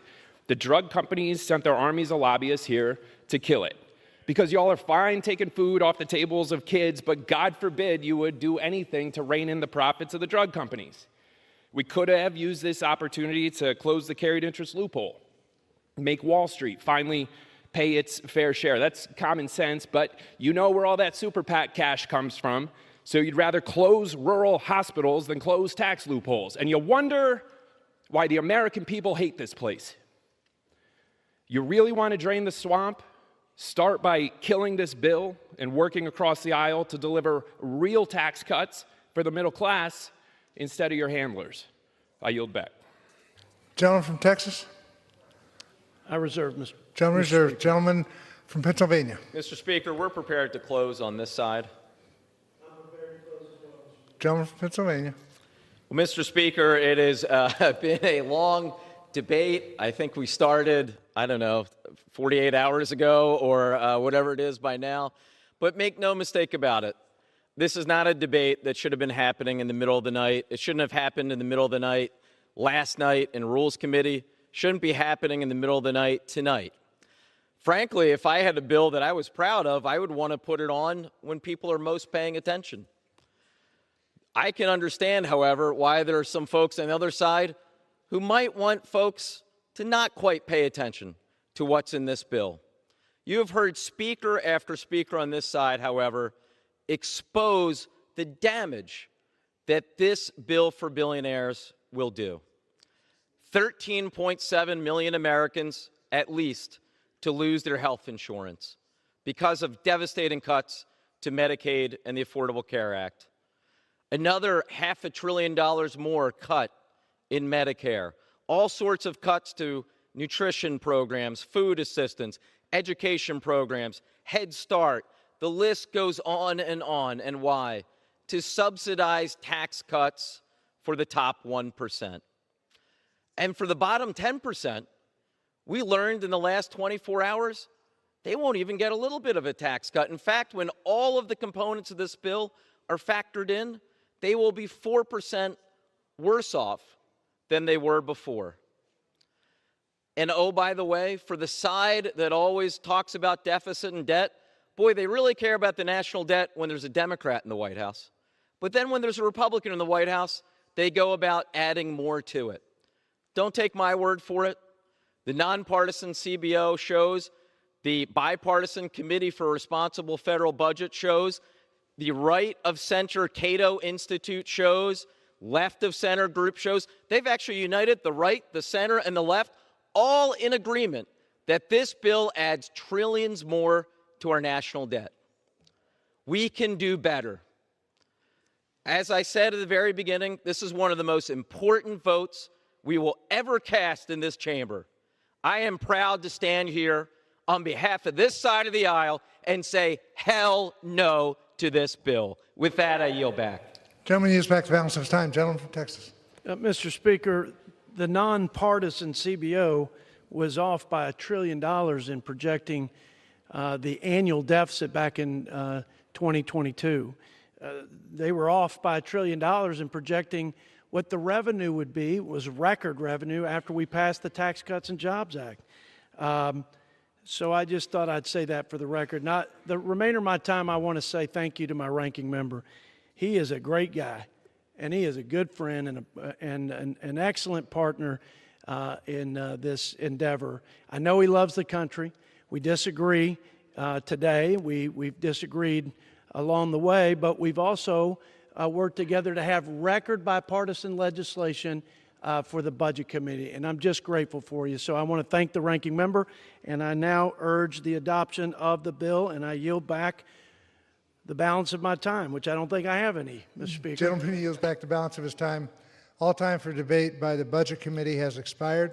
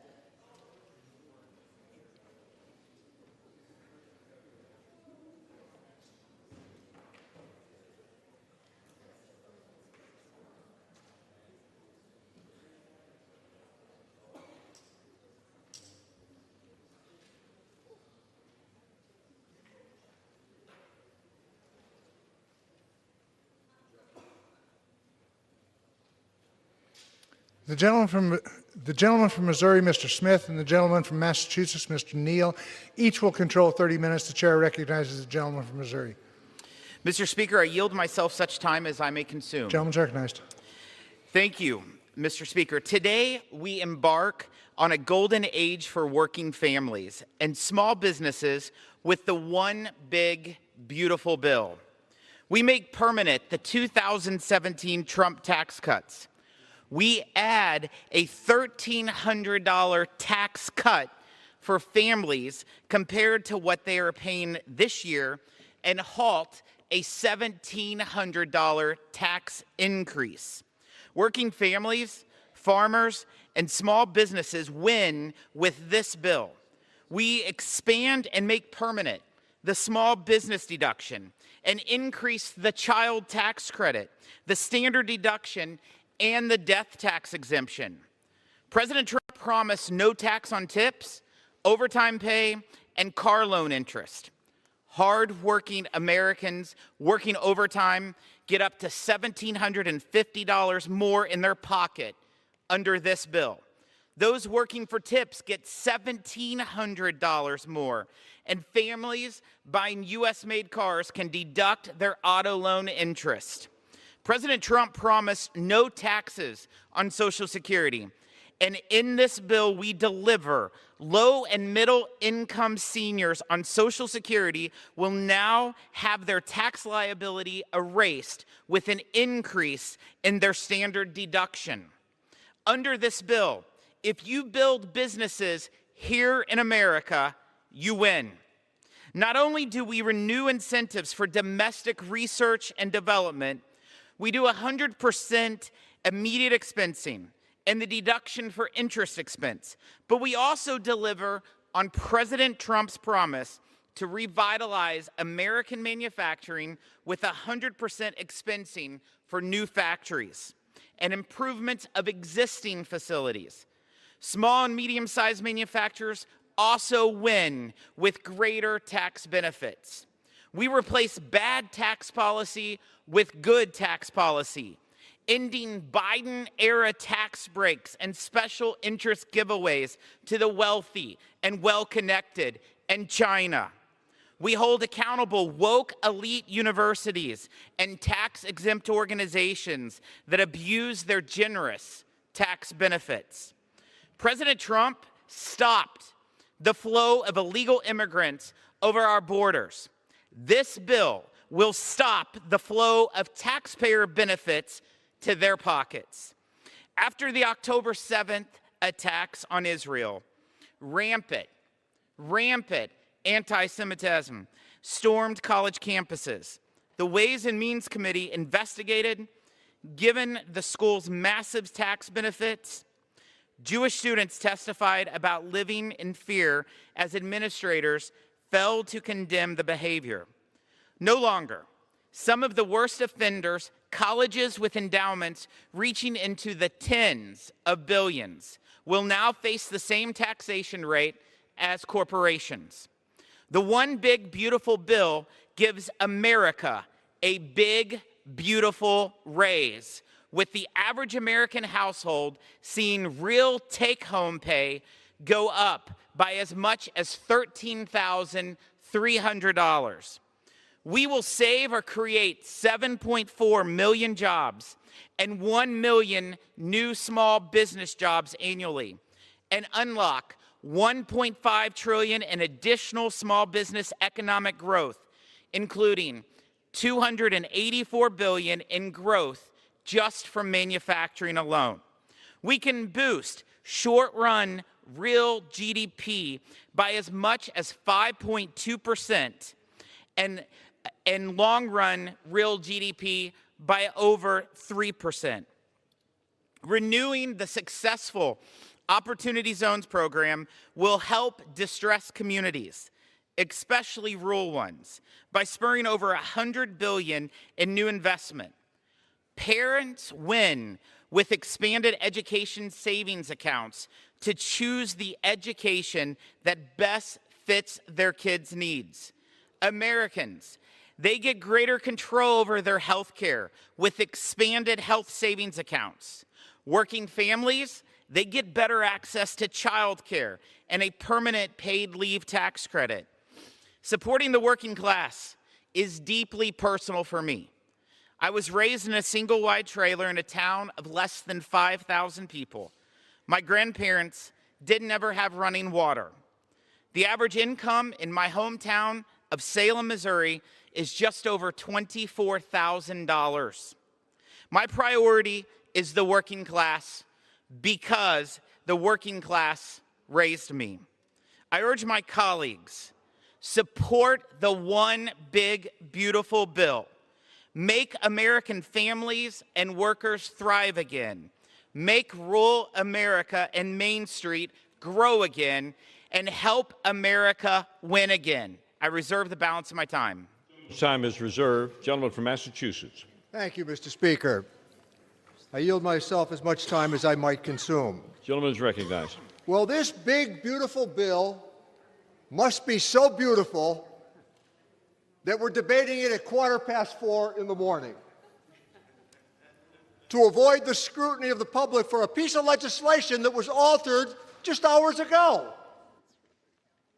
I would challenge some members on the other side to take an exam on what was added to this legislation before we have a chance to vet it. And my friend, the chairman, he said that his modest youth, how challenging it was. I share a similar story. So you know what? We can both thank Franklin Roosevelt and the New Deal for those opportunities. And when he was talking about growth rates, I thought he was going to say, bring back Bill Clinton, because that's where those growth rates came from. So the cat's out of the bag. $2.3 trillion was borrowed in 2017 to pay for a tax cut that overwhelmingly went to people at the very top. So what are we about to do this evening, or this morning, or last night? We are going to borrow $4 trillion, and with interest payments over the next 10 years, $5 trillion to justify a tax cut for the billionaire class. That's what this is about. Or as the gentleman from Kentucky said, and no raving liberal, you're talking about adding $30 trillion to the debt over the next few years. 14 million people are going to lose their health insurance to pay for this tax cut for wealthy people. We got Medicaid, we got food assistance, child care, health care, and you know what? Everybody in this chamber, every member of this House, you should call your local hospitals and ask them to lay out the formula for how their pay works in terms of reimbursements. Overwhelmingly, it's almost 2/3 from Medicare and Medicaid, and this is going to lead, particularly in red states, to closure. So let me give you some numbers I think that are really intriguing, despite that argument that we heard from the other side about how all this money is going to go to people at the lower end. Their slogan ought to be, we're rich and we're not going to take it anymore. That's where this argument is headed. So let me give you some numbers. If you made $1 million last year, you're going to get $81,000 of tax relief. If you made less than $50,000, guess what? Not quite so lucky. But you know what? $1 a day goes a long way, because that's where the numbers land. When they talk about broken promises, I listened to a Republican tonight on TV, a younger guy. He said, well, we reject what CBO has had to say. In the Ways and Means Committee in the tax world, this is scripture. That's how important it is. We might not like the answers we get from time to time. We might be upset about it, but we know that the people who have delivered that are not Democrats, they're not Republicans, they're economists, tax attorneys, and CPAs. So let me just remind everybody on the Republican side about a couple of other things that I think are really important. Most of them supported postal reform. That cost money. Republicans voted for the CHIPS Act. That cost money. They voted for the infrastructure bill. That cost money. 30 of them voted for the Butch-Lewis Act. That cost money. How about the PAC Act for our veterans? That costs money. The Inflation Reduction Act, despite their efforts to deride it, their members are going to groundbreakings and taking advantage of it right now. One piece of testimony the other night in the committee said that there's one congressional district that is receiving $6 billion of investment. Boy, I hate to explain that to my constituents that I was sending $6 billion back to Washington. I call attention to this because they supported these issues along the way, and now they want an excuse to cut taxes for people at the very top. And that's where these tax cuts are going, to people at the very top. That is not to be denied. I hope as we listen in the next few minutes to the contrast that we would offer if we were in the majority, where we could agree tonight on the very basic fact that I'm going to offer. We could agree with 98% of the tax legislation if they kept the number at $400,000 and fewer. So people under $400,000 would keep their tax cuts, and people at the top would go to 39.6. Those are Clinton-Obama rates, and they work fine for the country. We all have some degree of honor to keep here. How about those soldiers from Afghanistan and Iraq? They deserve our care. Closing veterans service offices? I just did a town hall with veterans. They're astounded by what's happening already. I'm looking forward to the next 25 minutes of debate on this side and the next 25 minutes of debate on the other side, because I'm telling you, they're trying to sell you at 4:22 in the morning a bad piece of legislation. Mr. Speaker, I reserve the balance of my time. Gentleman reserves his time. Gentleman from Missouri. Mr. Speaker, I yield 1 minute to the gentleman from Nebraska, Mr. Smith. Gentleman from Nebraska is recognized for 1 minute. Thank you, Mr. Speaker. I rise in strong support of this package, which fulfills commitments to secure our border, rein in waste, and strengthen the economy for American families. In the Ways and Means Committee portion of this bill, we build on the success, huge success, of the Tax Cuts and Jobs Act by further increasing the standard deduction, increasing the child tax credit, and further reducing taxes on income earned by family-owned farms, ranches, and small businesses. We also make a landmark investment in educating kids with the inclusion of my bill, the Educational Choice for Children Act, which creates a tax credit for scholarships to meet the needs of K-12 students and puts more parents back in control of their child's education, regardless of zip code. In addition, we are bringing an end to the unauthorized, wasteful, and redundant IRS direct file program, which directly contradicts taxpayers' best interest. This moment is years in the making, and we now have the opportunity to deliver on the job Americans elected us to do in a fiscally responsible way. I strongly urge my colleagues to support this bill. Thank you. I yield back. Gentleman from Massachusetts. Thank you, Mr. Speaker. I yield 1 minute to the gentleman from California, a recipient of the Purple Heart who knows something about veterans issues, Mr. Thompson. Gentleman from California is recognized for 1 minute. Mr. Speaker, I rise in strong opposition to this big, terrible bill. This bill takes health care away from 14 million people. 9 million people lose food assistance with this bill. And it adds $4.3 trillion to the debt, and that's before the interest on that. This bill also advances China in the race for renewable energy superiority at a time when energy demand is soaring off the top of the charts. All of this to give a tax cut to the Musk billionaire-type donors. Mr. Neal talked about the distribution charts. The distribution charts are the coin of the realm. That's what we go by. And you look at those distribution charts, they tell the truth. If you make under $50,000 a year, you get a tax cut of about $260. If you make $1 million a year, you get a tax cut of about $81,500. All of this to give a big tax cut to the richest people in the country. Our constituents lose, our hospitals and our clinics close, our veterans community lose. This is a bad bill. I urge a no vote. Gentleman from Missouri. Thank you, Mr. Speaker. I'd like to remind the gentleman from California that a family of four making $96,334, the median income in California's fourth, would see a $2,167 tax increase if the Trump tax cuts expire. I yield 1 minute to the gentleman from Kansas, Mr. Estes. Gentleman from Kansas, recognized for 1 minute. Mr. Speaker, I rise today to urge my colleagues to support our one big beautiful bill. First, let me outline what this bill doesn't do. It doesn't take away Medicare, Medicaid, or Social Security from Americans who need it, and it doesn't give lavish tax breaks to millionaires and billionaires. Here's what it does do. It ends benefits for illegal immigrants. Instead of giving Medicaid to able-bodied adults, it prioritizes the benefit for children, seniors, and low-income Americans. It provides a tax credit for seniors, exceeding President Trump's plan to end taxes on Social Security. It provides funding for more border security to keep our country safe. And perhaps more importantly, it extends the pro-family, pro-growth policies from the Tax Cuts and Jobs Act that even the New York Times and Washington Post admitted giving tax cuts to middle-class Americans. And how do we know this will work? Because we saw TCJA boost wages, job growth, and tax revenue, despite the CBO's biased and inaccurate scoring in 2017.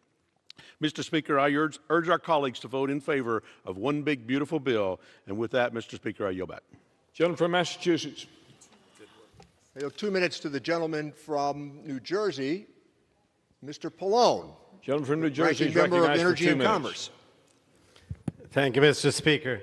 For months, President Trump and congressional Republicans have been promising that they would not cut Medicaid or Medicare. The reality is that Republicans are cutting both Medicaid and Medicare in this bill. They're essentially repealing parts of the Affordable Care Act, and this bill will destroy the health care system in this country, and it keeps getting worse with each GOP amendment. The GOP tax scam takes health care away from at least 13.7 million Americans and can give giant tax breaks to billionaires and big corporate interests. It's a shameful reverse Robin Hood scheme. They're stealing from you to give to the rich. And Republicans are stripping health care away from people by putting all sorts of burdensome and time-consuming roadblocks in the way of people just trying to get by. The vast majority of people on Medicaid are already working. This is not about work. It's about burying people in so much paperwork that they fall behind and lose their health coverage. And if someone loses their health coverage through Medicaid, this GOP tax scam also bans them from getting coverage through the ACA marketplace. It's just one of the cruel ways that this bill basically repeals the ACA and makes it more difficult for people to get affordable health insurance. Now, I just want to say the Republican bill also makes it more difficult for states to finance their share of Medicaid costs by preventing them from implementing new provider taxes. This will be catastrophic for states as their health care needs change over time and will force them to either increase taxes on their residents or cut health care services. And for those of you who say it doesn't impact Medicare, the GOP tax scam will also cut Medicare. I repeat, Medicare. And it basically a $500 billion cut to Medicare because of the sequestration under the PAYGO. And the Medicare cuts will lead to reduced access to care for seniors, longer wait times for appointments, and increased costs. Mr. Speaker, the GOP tax scam destroys the health care system by cutting over $1 trillion, and this bill should be defeated. I yield back the balance of my time. Gentleman from Missouri.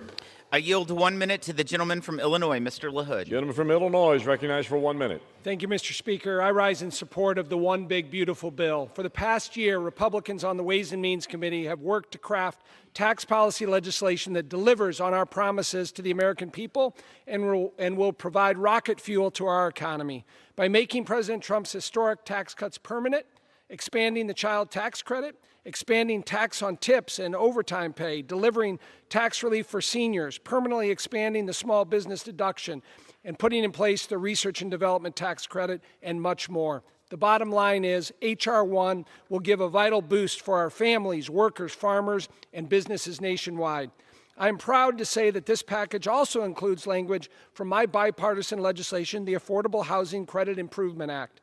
I've heard from constituents and local leaders across Illinois' 16th congressional district that have expressed that a lack of available affordable housing is one of the most significant barriers to economic success in their communities and across the country. By expanding and improving the low-income housing tax credit H.R. 1 will jumpstart the development and construction of affordable housing nationwide and support the needs of our growing workforce. I urge my colleagues to support the bill, and I yield back. Gentleman from Massachusetts. Mr. Speaker, I want to yield 1 minute to the gentleman from Illinois whose work in the adoption space is a model for America, Mr. Davis. Gentleman from Illinois is recognized for 1 minute. Mr. Speaker, beauty is in the eye of the beholder. I behold no beauty in cutting and seeing cut the heart out of health care in America. I see no beauty in children not being able to take care of themselves because their parents don't have the resources. I see no beauty in a bill that promotes wealth for the wealthy, decreases services and resources for those at the bottom. It's a bad bill. It's not good for America. I yield back. Gentleman from Missouri. I yield 1 minute to the gentleman from Iowa, Mr. Feenstra. Gentleman from Iowa is recognized for 1 minute. Thank you, Mr. Speaker, and thank you, Chairman Smith.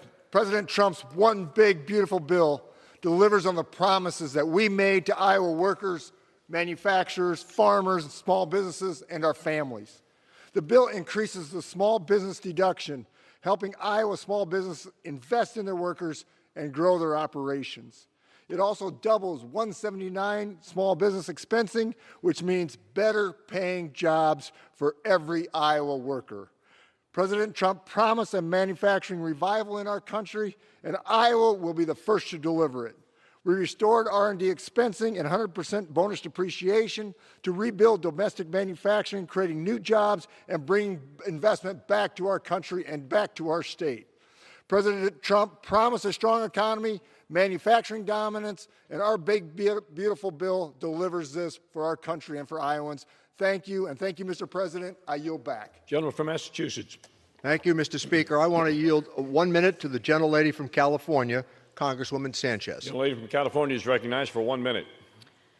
The bill that we are debating this morning is an insult to every American who works for a living. American families are struggling. Under President Trump and Republican leadership, they've seen nothing but chaos. Prices for everyday necessities like food, clothing, diapers, and formula keep rising because of Trump's tariffs. Premiums for health insurance, car insurance, and housing are going up, making it harder to make ends meet. Americans are worried about their future. People are afraid about losing their jobs, their health care, student aid, and food assistance. And this bill brings that pain. Almost 14 million people will lose their health care coverage under this Republican bill. And for what? So billionaires can get even richer while the rest of us drown in debt. This is outrageous. Republicans are doling out tax cuts for the wealthiest while destroying the means of survival for hardworking families.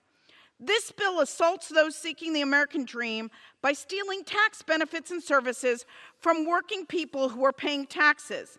It would deny the child credit to 2 million children who live in the United States. Here's an idea. How about you start working for the people that you represent, not your wealthy donors? Time has expired. Gentleman But from I guess that's asking Missouri. too much from people who have lost their moral compass. Thank you, Mr. Speaker. If the Trump tax cuts expire, in the Congresswoman's district, 95,070 of California 38 families would see their household child tax credit slash in half. That is helping your constituents. I'd love to yield 1 minute to the gentleman from Oklahoma, Mr. Hearn. Mr. Speaker, I rise in strong support of this one big, beautiful bill. The American people have heard a lot of lies about this bill.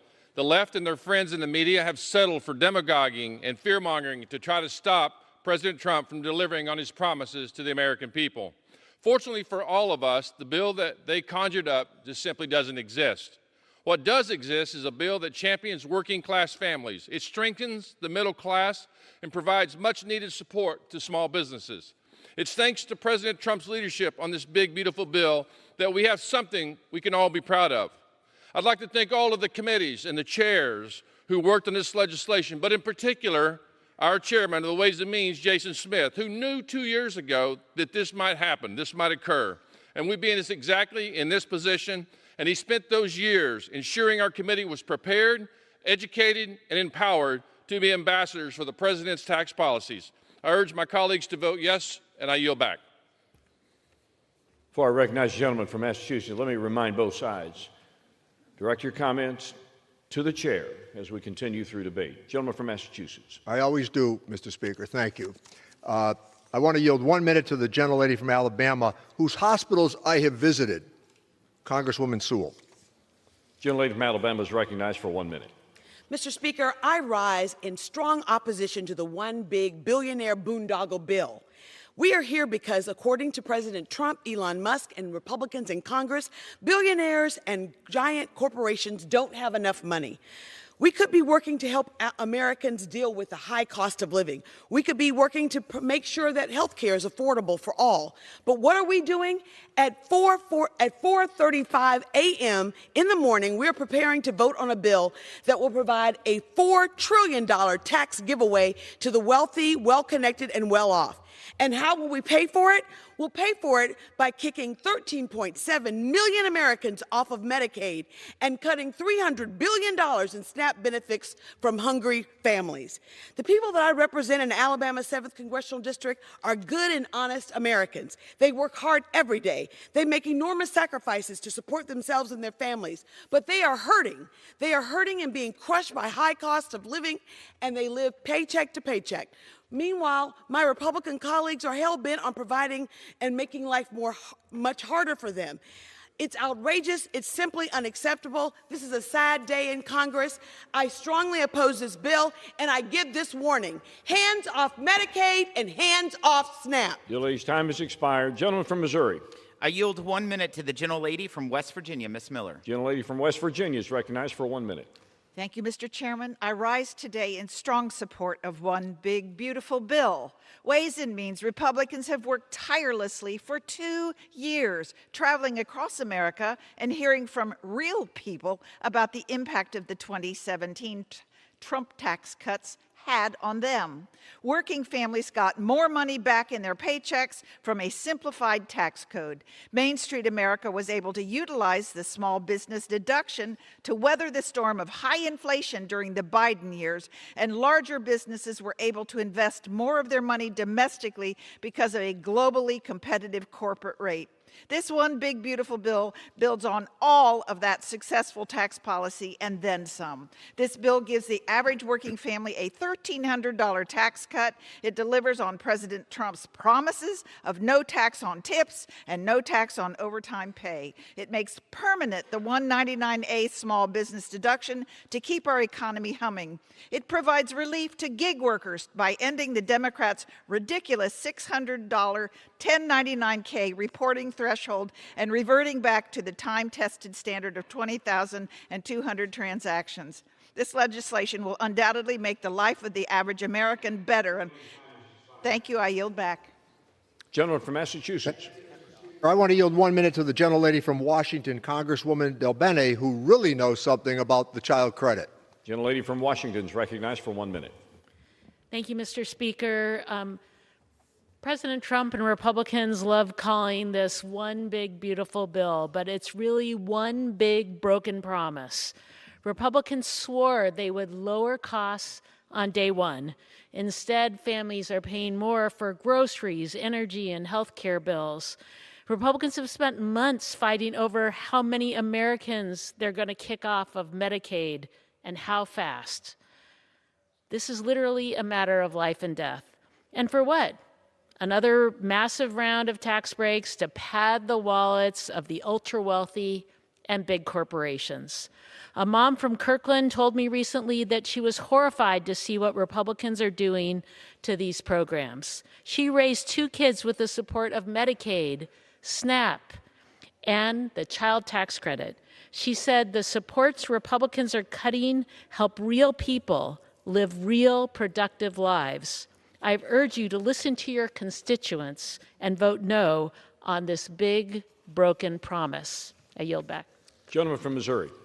Mr. Speaker, this is what the one big, beautiful bill is all about. This is what 77 million Americans voted for. Make the 2017 Trump tax cuts permanent. No tax on tips, no tax on overtime, no tax on car loan interest, and tax relief for seniors. The one big, beautiful bill puts money back in the pockets of the people who make this country run. President Trump promised a new golden age, and House Republicans are delivering on that promise. The American people, they're counting on Congress to get the job done. Let's pass this bill and let's deliver for American workers, farmers, families, and small businesses. I yield 1 minute and 15 seconds to the gentlelady from New York, Ms. Malliotakis. Gentlelady from New York is recognized for 1 minute and 15 seconds. Thank you, Mr. Speaker. In this bill, we are providing real tax relief for hardworking Americans, for middle-class families, for our senior citizens, not the billionaires like the Democrats claim. We increase the state and local tax deduction, the standard deduction, the child tax credit. The last two would be cut in half if we take no action today. We provide tax relief by including my legislation to provide a bonus deduction to reduce the taxes that our seniors pay on their Social Security income. We fulfill President Trump's commitment to eliminate taxes on tips and overtime, and we stop the return of the alternative minimum tax that crushed middle-class families. We allow Americans to fully deduct auto loan interest on their American-made vehicles, and we help young graduates with student loan debt get reimbursed by their employers tax-free. All of that is for working class, middle class, not billionaires. We also make sure that this bill keeps our borders secure and funds the deportation of criminal illegal immigrants, and we increase and strengthen domestic energy production and security, and we safeguard Medicaid for our seniors, for our disabled, for our children with disabilities, and we crack down on the fraudsters by targeting waste, fraud, and abuse. The Democrats can continue to fight for the fraudsters. They continue to fight for the illegal immigrants, but we're going to deliver for the working families, middle class, and senior citizens. Thank you, and I yield back. Gentleman from Massachusetts. Thank you, Mr. Speaker. I remind the gentlelady that the SALT deduction that we offered in our tax bill on a secret ballot would have gotten all the Republicans from New York and New Jersey and California. With that, I want to yield 1 minute to the gentlelady from Wisconsin, Congresswoman Moore, who nobody has ever walked away from saying, I think she's undecided. Gentlelady from Wisconsin is recognized for 1 minute. Thank you, Mr. Speaker. And I'll just say this, that the greatest trick that the devil plays is to convince you that it won't be you who he devours. It will be those others, those so-called illegals, those trans people, the welfare queens and the boy in the basement who won't work. So you justify slashing hundreds of billions of dollars from Medicaid, undermining the ACA, cutting $500 billion in Medicare, adding trillions of dollars to the debt, facilitating the dismantling of care from hospitals, community health centers, nursing homes to finance billionaire tax cuts. And then the bell sounds and you screech, for whom does the bell toll? It tolls for thee. And Mr. Speaker, I will yield back, but I will not yield my soul. Do not vote for this bill. I yield 1 minute to the gentleman from Tennessee, Mr. Kustoff. Gentleman from Tennessee is recognized for 1 minute. Thank you, Mr. Speaker. And I rise today to speak in favor of the one big, beautiful bill. My colleagues and I on the House Ways and Means Committee on the Republican side have been preparing for this moment for 2 years. Mr. Speaker, we have traveled across the country and conducted field hearings, meeting and hearing from individuals, from manufacturers, from farmers, and from small business owners. And the message that we got from them was clear. Make permanent all those successful provisions from the Tax Cuts and Jobs Act of 2017. There is no doubt that when we passed the Tax Cuts and Jobs Act in 2017, we ushered in a red-hot economy that created jobs and opportunities for all Americans. It's essential that the House of Representatives pass this bill today to cement a pro-growth tax code and usher our nation into a new era of prosperity for all. The American people in November voted overwhelmingly for this. And now it's our time to deliver. And thank you. I yield back. Gentleman from Massachusetts. Thank you, Mr. Speaker. Let me yield 2 minutes to the gentleman from Massachusetts, the ranking member of the Oversight Committee, my friend, Congressman Lynch. Gentleman from Massachusetts, recognized for 1 minute. Thank you, Mr. Speaker, and I thank the gentleman from Springfield for yielding. I rise this morning on behalf of our friend and colleague, General Jerry Connelly, the gentleman from Virginia, with the hope of infusing this debate with his passion and his wisdom on behalf of the federal workers for whom there was no greater champion. Jerry was especially grateful for the federal workers at the VA and the Walter Reed Medical Center, especially the nurses and therapists and physicians and support staff that cared for our veterans and active military. In all honesty, Jerry was furious at the way the federal workers and veterans are being treated under this bill. He was angry that Donald Trump purged 325,000 federal workers, including at least 3,000 workers at the VA, and that the cuts in this reconciliation bill will require the firing of 80,000 more workers at the VA, at least 27,000 of those workers veterans themselves.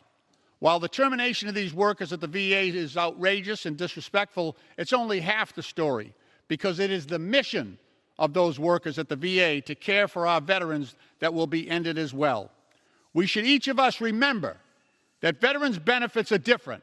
They are special obligations taken on by our country, our society, and our Congress. Veterans' benefits are obligations owed to our veterans for courageous service previously rendered. And the promise to every son and daughter who puts on that uniform is that if you come home from service with the scars of war, visible or invisible, we will take care of you and your family. That promise has been maintained throughout this nation's history by Democrat and Republican administration without pause. Until now, until tonight, until Donald Trump signs this bill. Mr. Speaker, this is a disgraceful way to treat both workers at the VA and the veterans they serve. I urge my colleagues to vote against this bill, and I yield back. Gentleman from Missouri. I yield 2 minutes to the gentleman from Arkansas, Mr. Westerman, the chairman of the Natural Resources Committee. Gentleman from Arkansas is recognized for 2 minutes.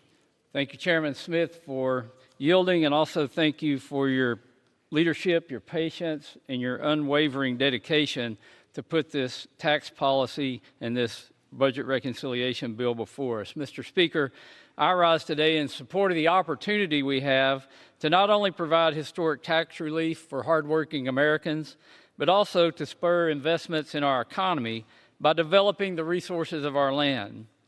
This is our unique opportunity to do something truly worthy to be remembered in our day and in our generation. The Natural Resources Committee is proud to have played a key part in this legislation. Our title far exceeds our $1 billion instruction. The Congressional Budget Office estimates it will generate over $20 billion in savings and new revenue for the federal government, primarily by direct royalty and lease fees from the sale of oil, gas, timber, and mined resources, while curbing wasteful spending. But CBO's direct revenue evaluation is only a paragraph in a much larger story. Mr. Speaker, it is impossible to utilize billions of dollars of resources without massive investments in oil rigs, pipelines, LNG facilities, mines, refineries, sawmills, mobile equipment, machinery, workforce development, and the list goes on with the upstream and downstream economic benefits of resource development. Our title reinstates onshore and offshore oil and gas lease sales, holds annual geothermal lease sales, and ensures a fair process for critical mineral development nationwide. We've also directed the Forest Service and the Bureau of Land Management to utilize long-term timber sale contracts. We're putting our fiscal foot forward by using America's resources to generate wealth for America, while restoring American energy dominance and giving Americans the opportunity to make products from America, in America, for America, and the world. I urge my colleagues to join me in kickstarting this new golden age of America by voting yes, and I yield back the balance of my time. Gentleman from Massachusetts. Thank you, Mr. Speaker. Let me yield 1 minute to the gentleman from Virginia, Congressman Beyer, who really knows something about the bond market. Gentleman from Virginia is recognized for 1 minute. Thank you, Mr. Speaker. Mr. Speaker, our dearly departed friend and colleague, Jerry Connelly used to say our job was to comfort the afflicted and to afflict the comfortable. This bill does the opposite. My Republican friends say this act is about helping the working families in America, but nothing could be further from the truth.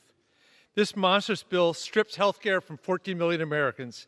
It cuts $300 billion in food and nutrition from working Americans, while giving a temporary head fake to those working on overtime and those working for tips. It actually raises taxes on the poorest 20% of Americans, exactly the folks my Republican friends pretend it helps.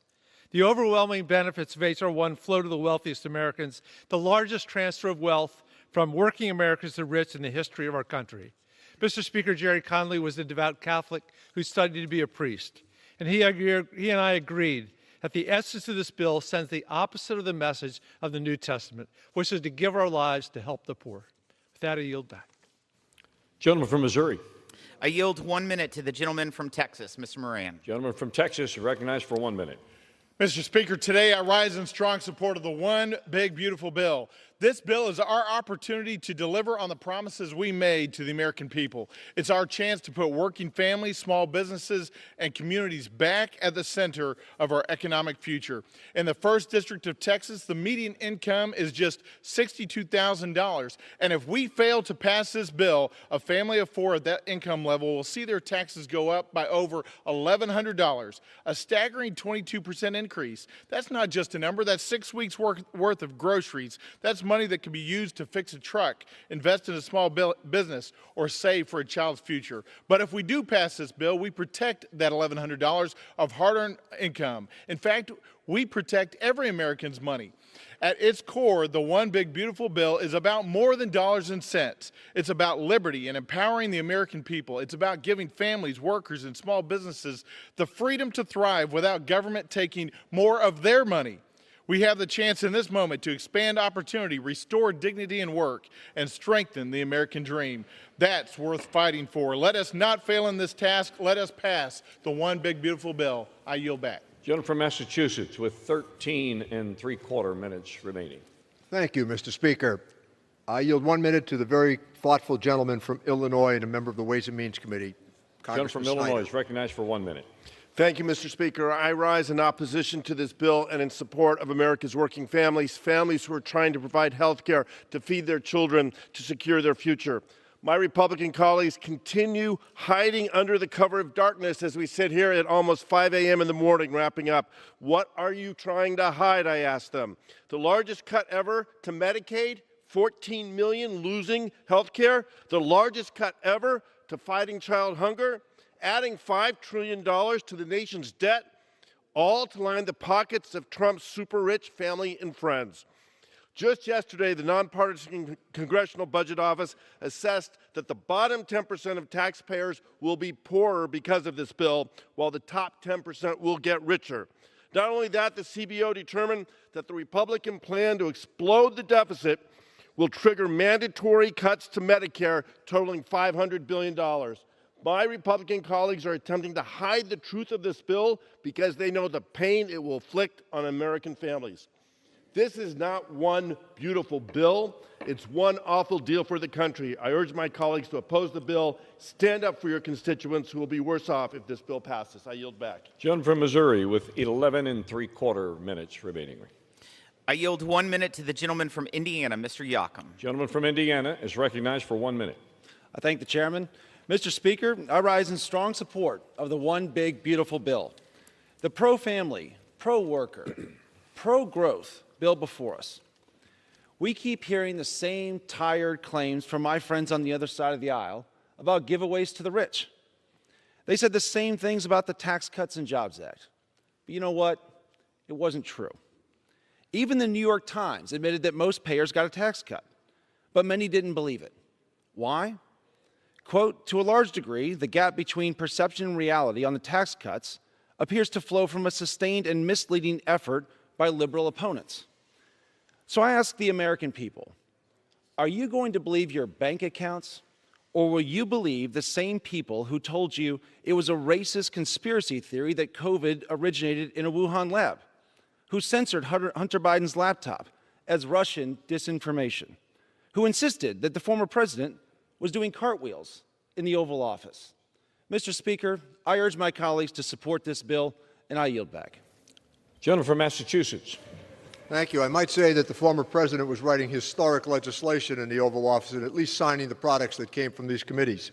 With that, let me yield 1 minute to the gentleman from California, a very important member of the Committee on Ways and Means, Congressman Panetta. Gentleman from California is recognized for 1 minute. This Republican partisan tax bill will be the largest self-inflicted wound on America's working families in our nation's history, with the largest cut in health care and food assistance to pay for the largest tax cuts for billionaires. Now, I get that this bill is about fulfilling the president's promises, but like the president, you can't rely on it for working families, as the bottom 10% would lose basic services so that the top 10% can increase their wealth.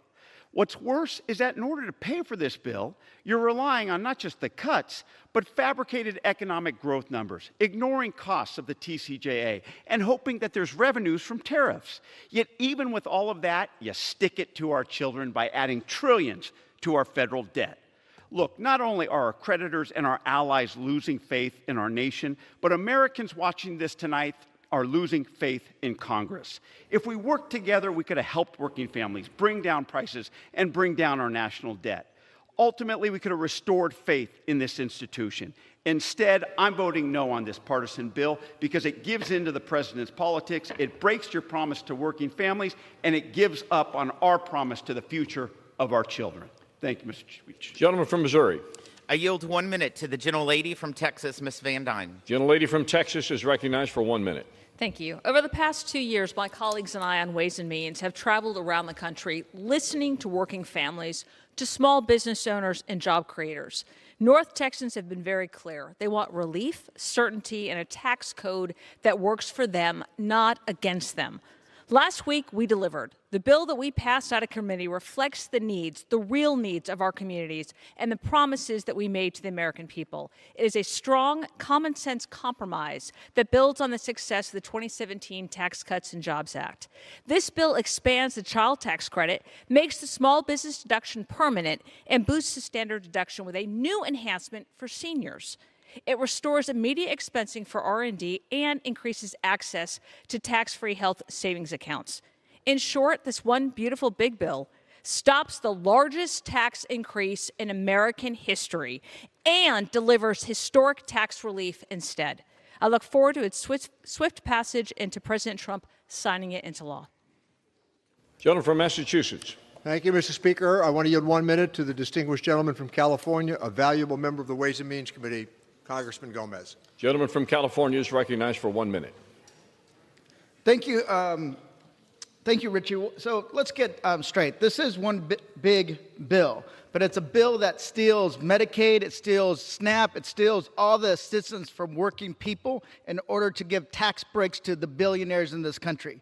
If you're making less than $30,000 a year, you will pay $20 billion more in taxes over the 10-year period. If you make $50,000 a year, you have a 50-50 chance of seeing any kind of change in your taxes, while the billionaire establishment gets a cut of $270,000. This is the biggest transfer of wealth in our nation's history. It is literally stealing from the poor to give to the rich. And they want to talk about how they went around the country to listen. Well, they didn't listen very hard, because what they are doing, the Republicans, are hurting average working people. They're not helping when it comes to housing. They're not helping when it comes to childcare. They're not helping. And when they do talk about housing, it's 20,000 units a year for 10 years. That's a drop in the bucket. So we need our Republican colleagues to actually do something besides the cheap talk and the theatrics of going around the town, but only listening to the billionaires in the end of the day. Thank you. Gentleman's time has expired. Gentleman from Missouri. Mr. Speaker, if the Trump tax cuts were to expire in Mr. Gomez's district, a family of four making $62,008, the median income in California's 34th district, would see a $1,139 tax increase if the Trump tax cuts expire. I yield 1 minute to the gentleman from Florida, Mr. Bean. Gentleman from Florida is recognized for 1 minute. Mr. Speaker, it's a scary time to be a taxpayer in the United States or those that own a small business. Both are facing a tsunami of tax increases, the largest in U.S. history. But, Mr. Speaker, I've got good news. Help is on the way. The one big, beautiful bill is real tax relief for real Americans. It's for those that are paid in tips, hourly workers that are working overtime, for families and seniors who've been struggling under the weight of inflation, and it's for the 91% of Americans who use the standard deduction. The bill expands the child tax credit. It secures our border, enhances education and health savings options. It unleashes American energy. It will encourage production on U.S. soil. Made in America will mean something once more. So buckle up, America, and put your seat in the upright position, because with the passage of this bill, the golden age of America is ready for takeoff. Mr. Speaker, I yield back. Gentleman from Massachusetts. Mr. Speaker, might I inquire as to the time remaining on both sides? Gentleman from Massachusetts has 10.5 minutes remaining. Gentleman from Missouri has 8.5 minutes remaining. With that, let me yield 1 minute to the gentleman from Nevada, who is a terrific advocate for the people of his constituency. Gentleman from Nevada is recognized for 1 minute. Thank you, Mr. Speaker, and to the chairman. This is no way to govern. In the dead of the night, congressional Republicans are passing this partisan, big, ugly bill for billionaires. Who are you here to serve? Billionaires or the constituents that elected you to bring down costs and to make life more affordable? Your constituents, like mine, rely on Medicaid and public education, veteran programs, SNAP, child care, Head Start, Medicare. But yet Republicans claim to be for working people, and yet the meager tax relief that middle-class workers and families receive under your plan, about $1 a day, are temporary. But the tax cuts for billionaires and big corporations are permanent. That is a choice. I'm for permanent tax cuts for moms and dads, for small business owners. Who are you here to serve? The GOP budget cuts from the masses to give to the few, to billionaires who barely pay taxes to begin with. I know who I'm here to serve, the 750,000 people who elected me from Nevada, and I'll continue to fight for them to make their lives better, not worse. I urge my colleagues to stand with your constituents and against the billionaires. From Missouri. Speaker, let's talk about who benefits from this bill. A single mom, a waitress in Nevada, working long hours. She's raising one child. She's living paycheck to paycheck. She gets a bigger standard deduction underneath our legislation. She won't pay tax on tips on our legislation, and she gets a boosted child tax credit. That's a $4,891 tax cut. Not pennies. That's real money for working Americans. This is what it means to stand with the working class and millions of tipped workers. I yield 1 minute to the gentleman from Ohio.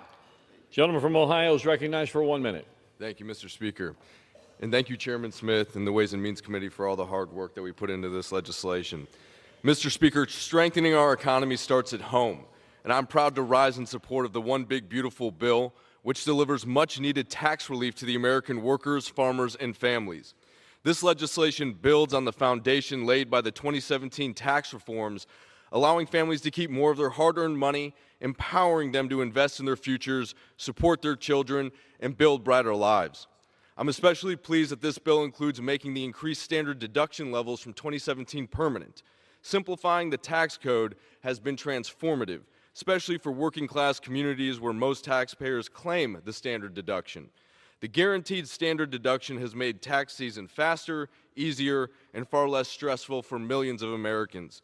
Mr. Speaker, the facts are clear. Over 93% of my constituents claim the standard deduction. If we fail to act, millions of Americans will see a tax hike of nearly $2,000 per household. permanency gives working families the certainty they need to plan ahead, whether it's saving for college, investing at home, or simply trying to make ends meet with confidence and greater financial security. I urge my colleagues to vote yes. I yield back. Gentleman from Massachusetts. Mr. Speaker, let me yield 1 minute to the distinguished gentlelady from Massachusetts, Ms. Presley.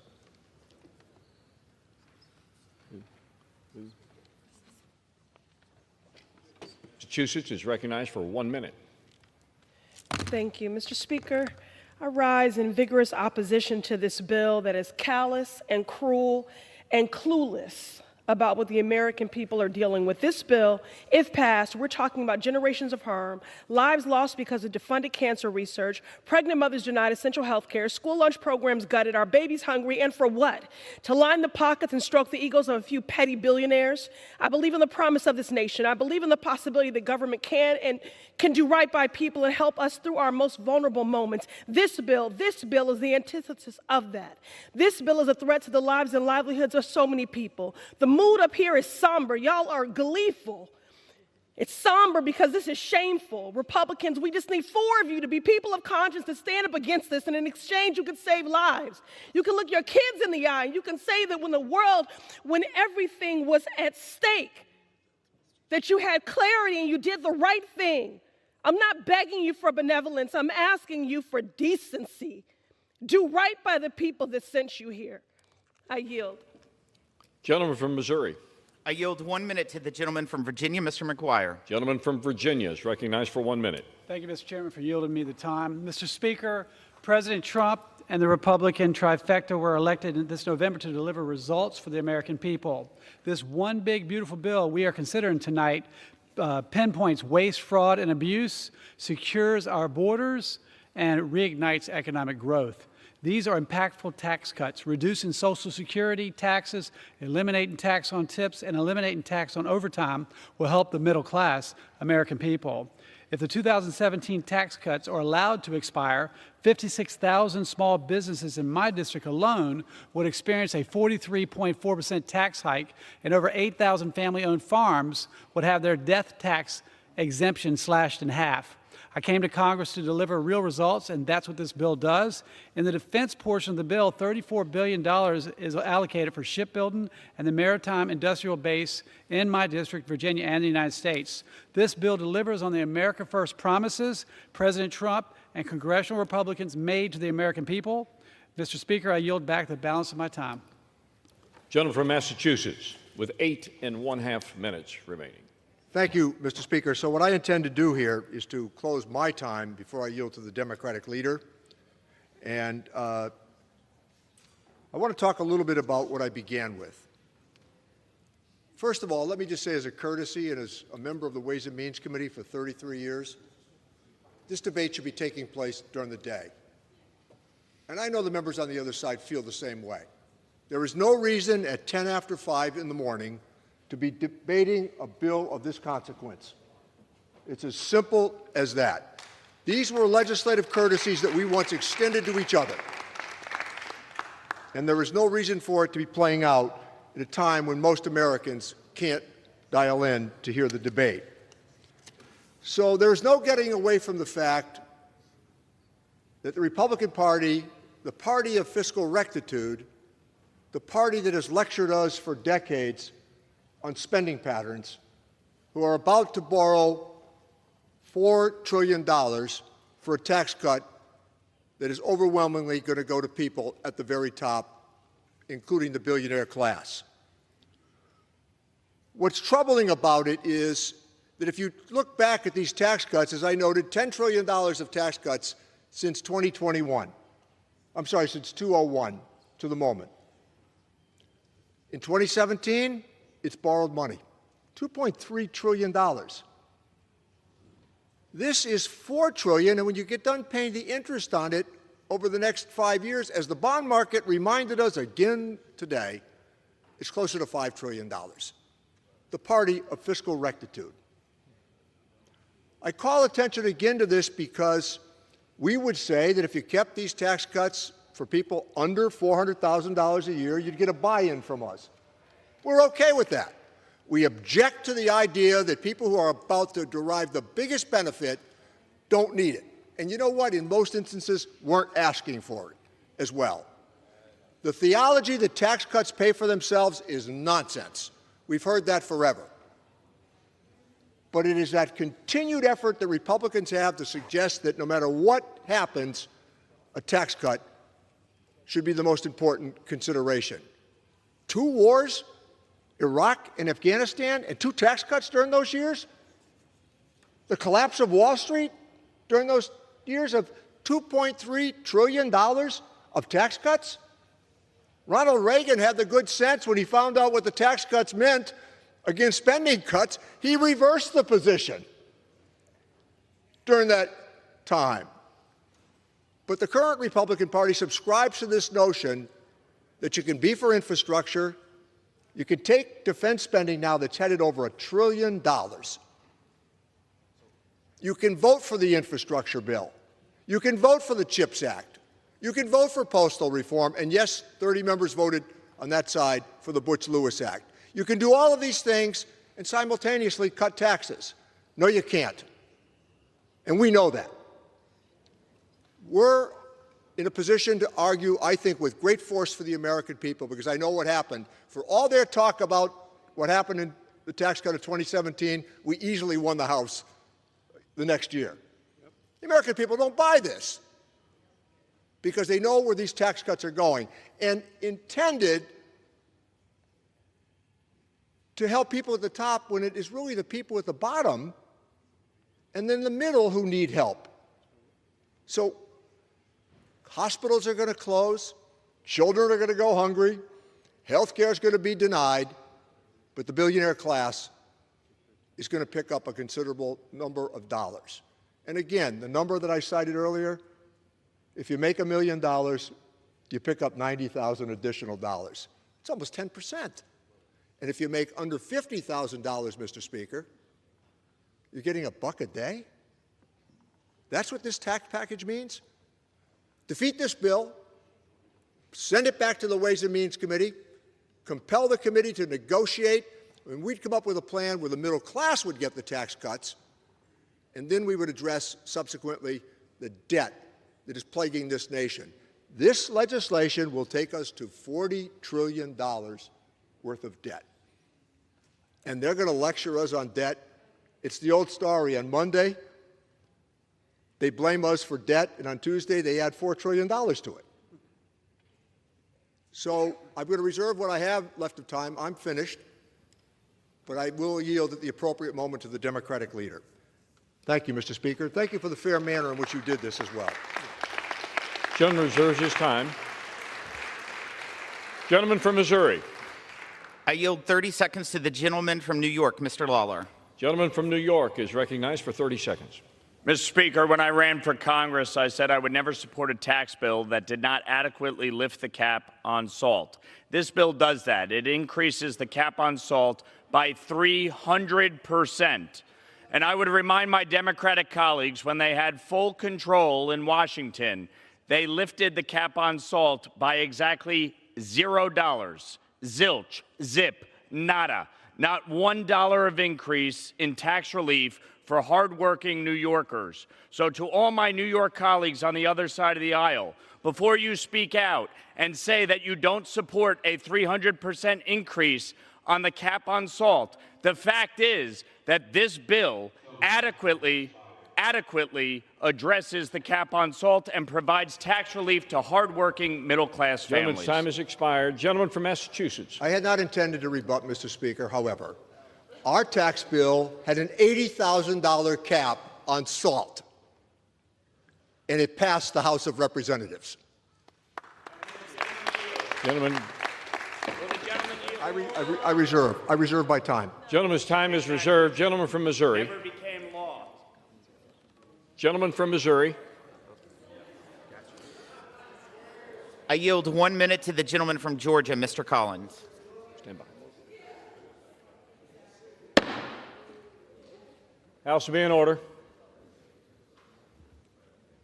How many minutes? For him. No. Gentleman from Georgia is recognized for 1 minute. Thank you, Mr. Speaker.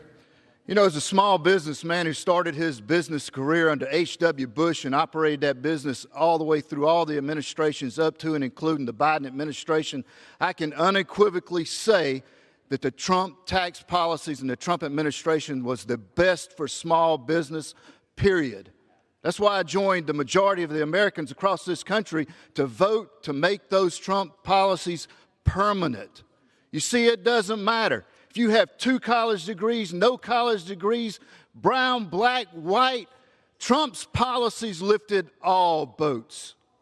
That's why I encourage my colleagues to join me, pass this bill, and vote for Main Street. Thank you, and I yield back. Gentleman from Massachusetts. I reserve, Mr. Chairman. Gentleman, time is reserved. Gentleman from Missouri. Thank you, Mr. Speaker. I yield 1 minute to the gentleman from Louisiana, Leader Scalise. Gentleman from Louisiana is recognized for 1 minute. Well, thank you, Mr. Speaker, and I want to thank my friend from Missouri for his leadership in getting us to this point. So many other chairmen will talk about that too, but I want to rise in strong support, Mr. Speaker, of this one big, beautiful bill. This bill that's going to deliver on so many promises that the American people asked us to do for them. You know, we have elections in this country, and we had an election that had a lot of crystal clear messages sent in November. And we had a contrast, maybe one of the sharpest contrasts between 2 candidates for president. And if you read this bill, and maybe some of my friends on the other side haven't read it by some of the comments they've made, because you would think it's 2017 all over again when you listen to the things that they said, the same things they're saying tonight that they said in 2017, none of which turned out to be reality. And so they had an opportunity to make their case for raising taxes on the American people. In fact, their candidate for president was for a lot of the same things they're for tonight. Letting the Trump tax cuts expire to punish those middle-class and low-income workers who benefited the most from those tax cuts, benefited tremendously. President Trump said that he was going to lock those tax rates in, not giving all these tax breaks you're talking about to millionaires and billionaires, but in fact to help the working families of this country who are struggling. They struggled after 4 years of the last administration. The weight of the failures of their policies that raised inflation, raised interest rates, made home ownership unachievable, made the ability to fill their own grocery carts unachievable. And President Trump said he would reverse it. How else did he say he was going to reverse it? President Trump said that we were going to produce more American energy. Now, the other side of the aisle has been very clear for years with an all-out assault on American energy. They've carried it out. They voted for it. They campaigned on it. And the voters rejected that false premise, that failed approach. Now, maybe they're upset that the voters said we want to produce more energy in America. But President Trump was crystal clear. You elect us, elect President Trump, elect a Republican House and Senate, and we will deliver for you. We will open up more American energy. From Anwar in Alaska to the Gulf of America. That's what he campaigned on. And maybe they're upset that he's actually delivering on those promises. And this bill delivers on those promises. A promise that will lower prices at the pump. When you go to the gas station, you'll be able to fill up your car. And so that's in this bill. But it also creates more jobs. Now, there are some people clearly who don't like that. Not just my friends on the other side of the aisle don't want to produce more American energy. You know who else doesn't want those provisions in this bill? Countries like Russia, countries like Iran, who have been making billions of dollars a month selling their energy on world markets because of the failed Biden policies. The policies that allowed them to enrich their countries and use that money for evil, to fund the war in Ukraine, to fund wars on terror around the world. terrorist organizations like Hamas and Hezbollah and the Houthis, funded by the billions of dollars a month that those countries got from selling their oil on world markets because America was shut down. Well, America will be shut down no more when this one big beautiful bill is passed into law, because we will be able to produce our own energy here in America.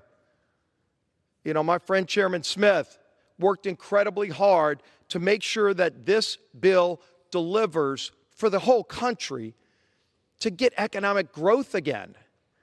You will see an American renaissance, a golden age in this country that we haven't seen in generations. Why would people vote against that? Who knows? Who knows? I mean, the press talks about the other side being a party in disarray, and maybe you're seeing on display right now why, when they are vocally opposed to these kind of policies that'll get the country back on track. Why do they say tax cuts for the millionaires and the billionaires when they know it's not true? I'll tell you why, Mr. Speaker. Because not only do they know that's not the case, but they know who benefits the most from this bill. You know, one of the great new provisions of this bill that President Trump campaigned on, that Chairman Smith made sure to deliver on, was no tax on tips. Now, the last time I checked, Elon Musk does not get paid in tips. But you know who does? A lot of hardworking people across this country. Any restaurant you go to, talk to the waiters and waitresses. Ask them about their hopes and dreams. Ask them about their families. And what would they do with just a little bit more money in their paycheck? Do you know, Mr. Speaker, that big provision that every Democrat is going to vote against, the average tip worker makes $32,000 a year. And every Democrat will vote no on that benefit while they hide behind the lie of the millionaires and the billionaires. Because they know that's not the case, but they also know if they're going to vote against every hardworking waiter and waitress who averages $32,000 a year, how do they get away with it? They've got to create some fake boogeyman that they can point to and say, gee whiz, look at the billionaire over there, as if class warfare, dividing Americans, is their way to try to get more power in Washington. How about we give people in America more power? Take it away from Washington. Empower the people in this country who have been struggling for too long. If you want to live the American dream, it can still exist. For a lot of people, they thought it was going away. President Trump ran and said, I will renew that promise. But it only happens if Congress delivers. Now, the other side will vote against it, every single one of them in lockstep. And they will root against the success of this bill. And then if it were to fail, they'd just go, look at that, the country's still in demise.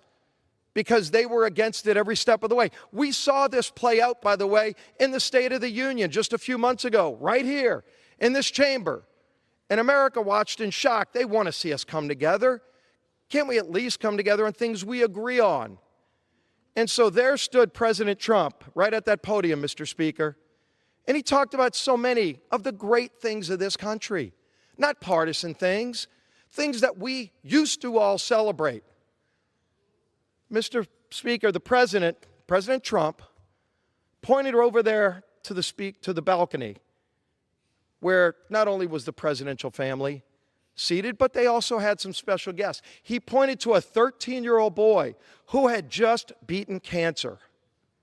You want to talk about something that can unite the whole country, that can bring us all together. To say, yeah, you know, we might disagree on issues, big and small, and that happens. That's America. But we can all celebrate a 13-year-old boy who just beat cancer, Mr. Speaker. And what happened when he said that? We rose up and applauded, as we all should have. But what else happened? The other side sat there, sat down, grumpy, angry. I don't know why. I wouldn't even say, Mr. Speaker, the House is not in order, Mr. Speaker. House will be in order. Mr. Speaker, I wouldn't say it was because that he beat cancer, but it was just because President Trump happened to point out that he beat cancer. beat cancer. We should not root for or against a person like that based on what President Trump says he's for. Just because the talking points of the party went out and said, anything President Trump's for, be against. That's not a party platform. This country wants direction. President Trump ran on a direction, and their party did too. Wasn't like it wasn't laid out in the campaign. President Trump said he would secure America's border. That actually was the #1 issue. All across the country. I got to go around to a lot of parts of this country.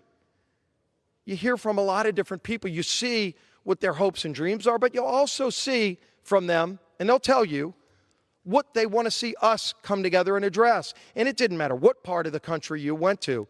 They all said, for goodness sake, can we secure America's border? Millions of people coming in illegally. Many of them really bad people. Gang members, violent people that were harming Americans. We saw it over and over again. Laken Riley murdered.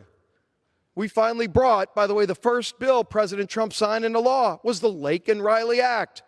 To say if you come here and harm an American citizen, you're gone, you're deported.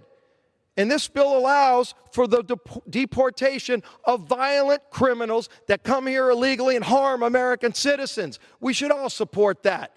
The other side doesn't. They'll fly to Venezuela and El Salvador, Mr. President, to try to get out of prison a gang member who beats his wife. But in this bill, it allows President Trump to continue securing America's border. He's done phenomenal work on his own through executive action protecting America. But he needs money to build the wall. He needs money to let our Border Patrol agents have the ability to compete with the drug cartels of Mexico. It's embarrassing that today the drug cartels of Mexico, have better technology than America's Border Patrol agents. And we said, we're not going to allow that to happen again like the other side did. We're going to do something about it.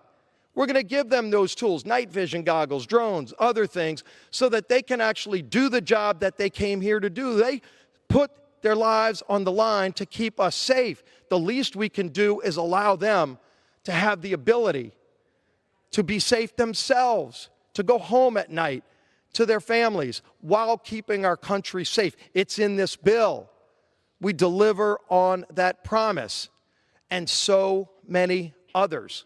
We're making America competitive again in our military so that we can finally confront the threat that China poses militarily. We all talk about it. We all know what it means. But are we going to talk about it or do something about it? President Trump wants to do something about it. This Republican majority wants to do something about it. In this bill, we deliver on that promise. Everybody who votes no is saying no to that. Again, hide behind the millionaires and billionaires, but you're voting against strengthening America's military because that's in the bill. You're sure not talking about it on the other side, Mr. Speaker. We haven't heard them talking about it because they're about to vote against that. So let's be honest about it. But when you think about those benefits, you also got to recognize what a no vote means today. Because we've got two buttons. You press yes and you can press no. And if you vote no, you're voting against American energy. You're voting against securing America's border.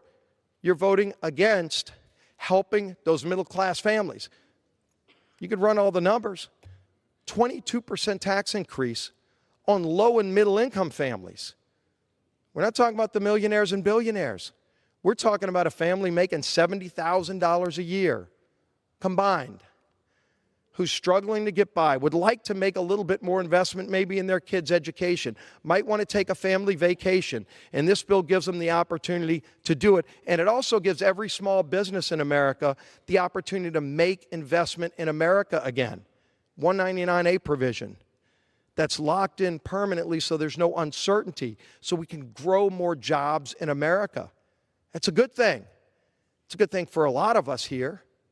That's what a yes vote gets. A no vote tells every small business in America that they will be at a competitive disadvantage with the big corporations. So you hear them rallying, Mr. Speaker, against the fat cats and the big corporations, yet if they vote no, These are the facts.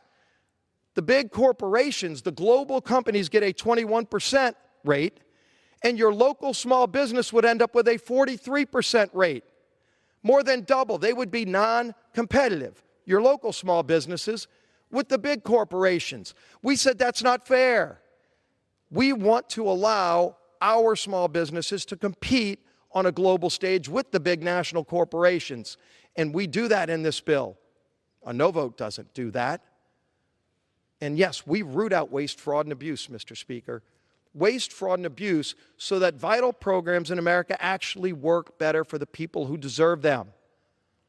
Why would somebody come up here and defend hundreds of billions of dollars of waste, fraud, and abuse in Washington when hardworking families are barely struggling to get by and pay their taxes and are infuriated when they find out some of the waste that's going on up here and saying, when is somebody going to finally do something about the fraud so that I feel comfortable that if I'm funding my government, it's going to go to help the people who deserve it and not some 35-year-old kid who's fully able-bodied who's sitting in his mom's basement playing video games, getting over $40,000 in taxpayer-funded benefits while you're working 2 jobs.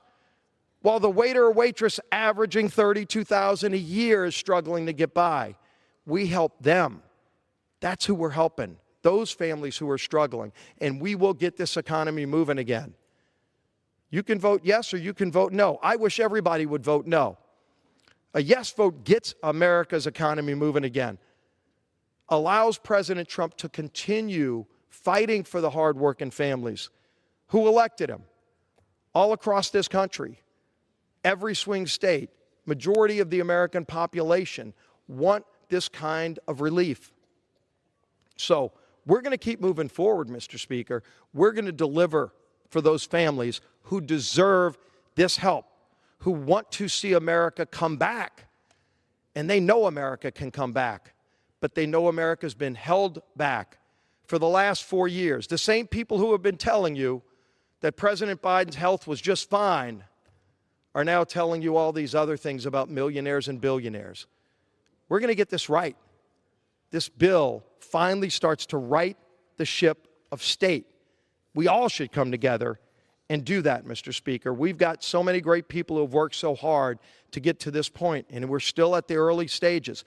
Let's send this bill over to the Senate, give them the opportunity to have their say as well. But ultimately, let's go deliver. Let's go deliver for that single mom who's working the night shift at a diner right now, who's going to have more money in her pocket because of this bill, who's maybe going to be able to send her kid to college because of this bill. We're going to deliver for those families. You could say yes or no. America's absolutely watching. America went to the polls in November and said, we want and are calling on Congress to provide this relief. We ran and said, we'll do something about it and we'll fix it. And we're actually following through, Mr. Speaker, on that promise made to the American people. President Trump is leading the way. President Trump is going to turn this country around, and this bill gives him the tools to do just that. I urge everybody to vote yes. I yield back the balance of my time. Gentleman from Massachusetts. Thank you, Mr. Speaker. Let me say to my friend, the majority leader, everybody on this side was cheering for the success of that young man defeating cancer. The way we're going to defeat cancer is not to cut NIH.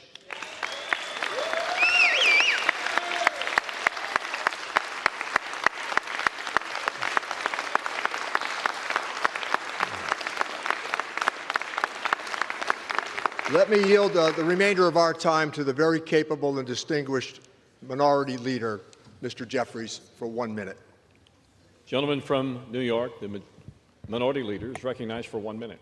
Thank you, Mr. Speaker. Let me also thank the distinguished gentleman from the Commonwealth of Massachusetts who's done a tremendous job leading the Ways and Means Committee on our side, Congressman Richie Neal. I also want to thank Ranking Member Brendan Boyle, Ranking Member Jim McGovern, all of the members of the Ways and Means Committee, the Budget Committee, the Rules Committee, every single member of the House Democratic Caucus who have stood on this floor, stood before the Rules Committee, participated in markups on behalf of the American people, in defense of the American people. Mr. Speaker, I rise today in strong opposition to this reckless, regressive, and reprehensible GOP tax scam.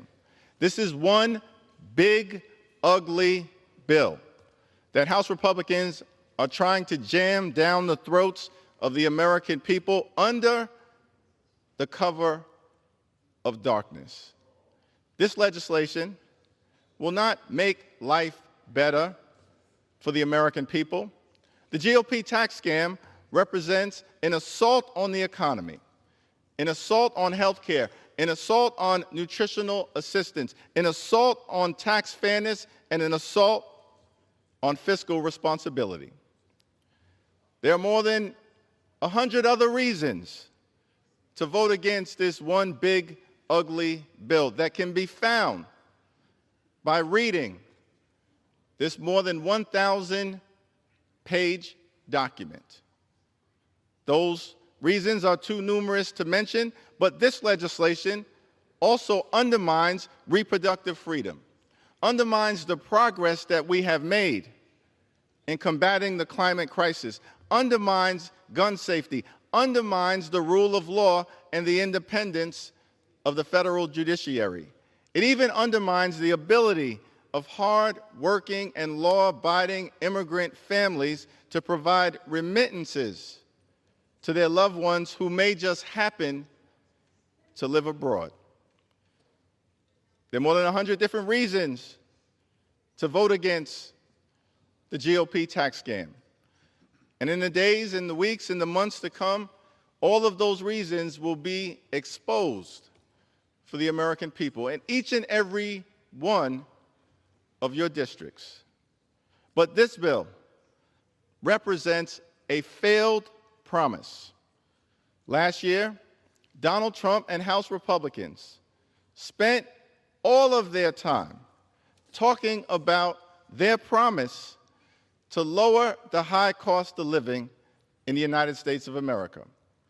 In fact, Donald Trump and Republicans promised that costs would go down on day one. We're now more than 120 days past the inauguration. Costs aren't going down, they're going up. Inflation is out of control. Insurance rates remain stubbornly high. Our Moody's rating, our credit rating, has been downgraded. And you've got people losing confidence in this economy. Republicans are crashing this economy in real time and driving us toward a recession. But beyond that, costs are actually going up. The trade war that Donald Trump has recklessly launched, his tariff scheme, will raise the cost of goods and groceries and gas for everyday Americans, the Americans that you claimed you were going to help, but the Americans that you are clearly hurting. You've destabilized the business environment. Small businesses are at risk of closing. Farmers, small family farmers, are in distress. Businesses can't invest. People are not hiring. You are actively crashing the economy, driving America toward a recession. You promise to lower costs on day one. Costs aren't going down, they are going up. Now, as House Democrats, we believe that we have to build an affordable economy for hardworking American taxpayers. We're committed to lowering housing costs and grocery costs and insurance costs and child care costs and utility costs. America, the wealthiest country in the history of the world, there are far too many people living paycheck to paycheck, struggling to make ends meet.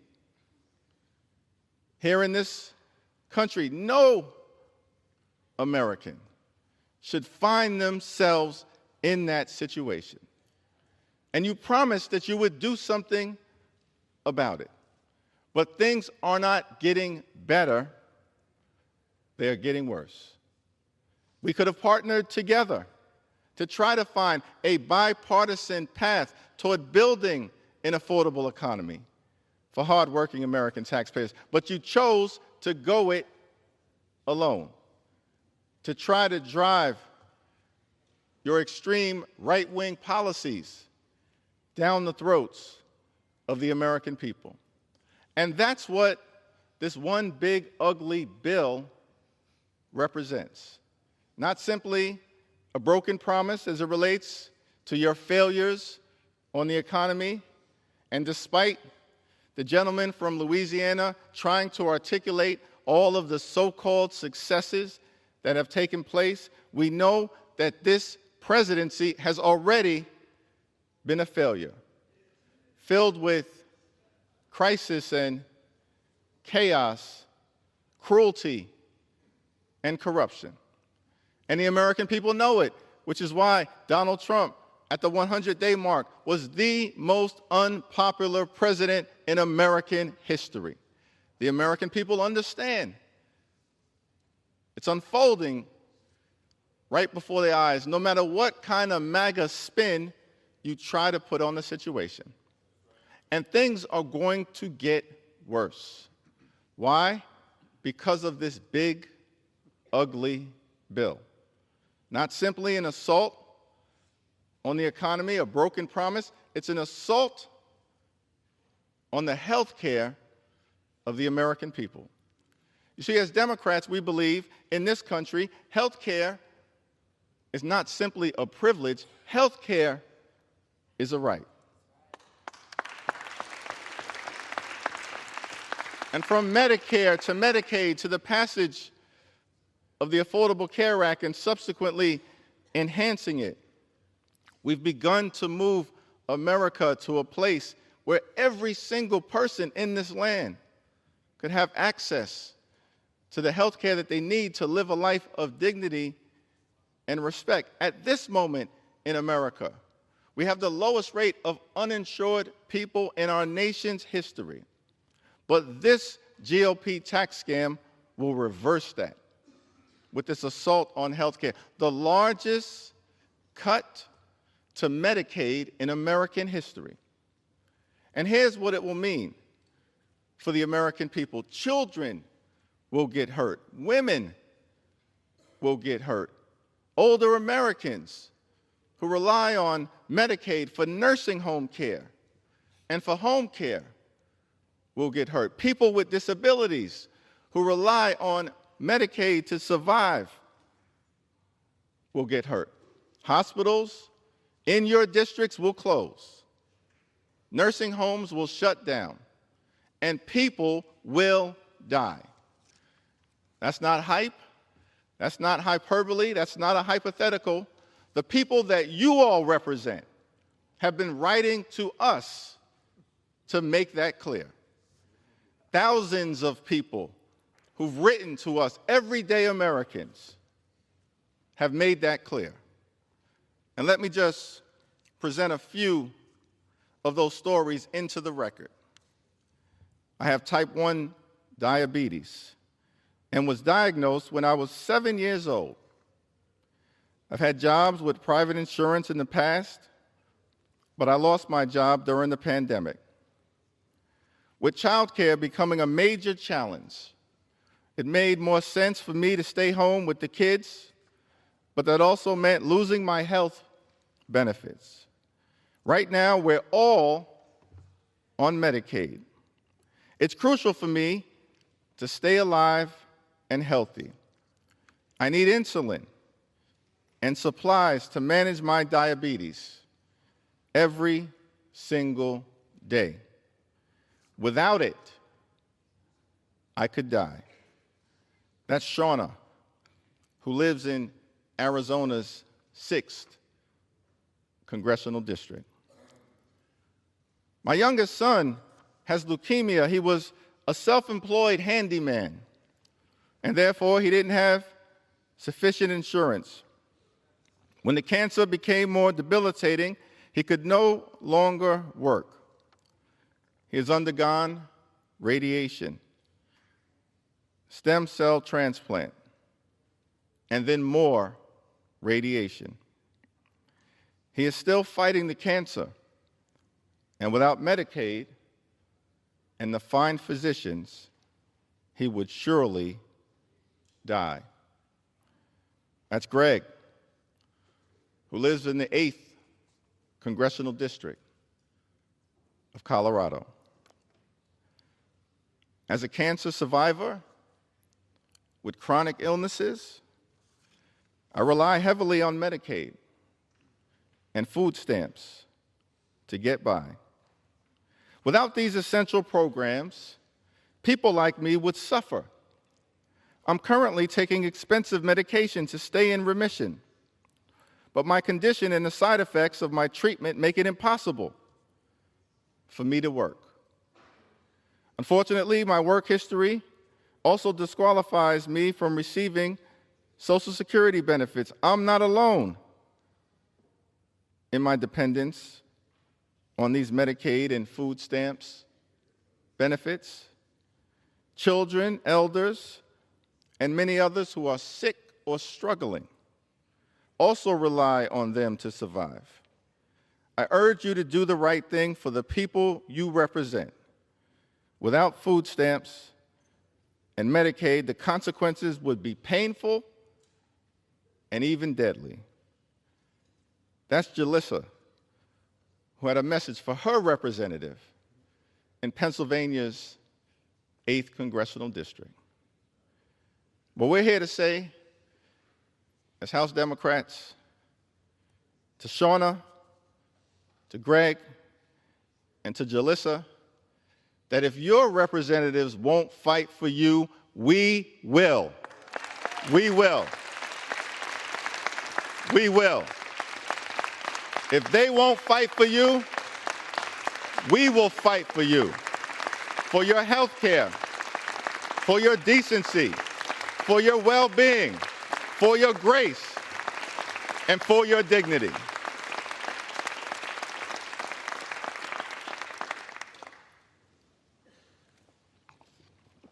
Now, in addition to visiting the largest cut to Medicaid in American history, that's not enough for the MAGA extremists. CBO has independently confirmed that this one big, ugly bill will also set in motion a $490 billion cut to Medicare in this country. Now, unfortunately, that should come as no surprise, because we know that our Republican colleagues for decades have been trying to attack Social Security, as they're doing right now, not necessarily in this bill. Why? Because the 1974 Budget Control Act prevents you from doing it. But you've been going after Social Security for a long time, going after Medicare for a long time, and Elon Musk, who seems to function as your puppet master, has made clear his intentions, which you just follow as if you work for him. Elon Musk wants to take a chainsaw to Social Security, a chainsaw to Medicare, as you're doing in this bill, a chainsaw to Medicaid, as you're doing in this bill. Here's our message to you and the American people: no matter how long it takes, House Democrats are going to take a chainsaw to Project 2025, because it's not in the best interests of the American people.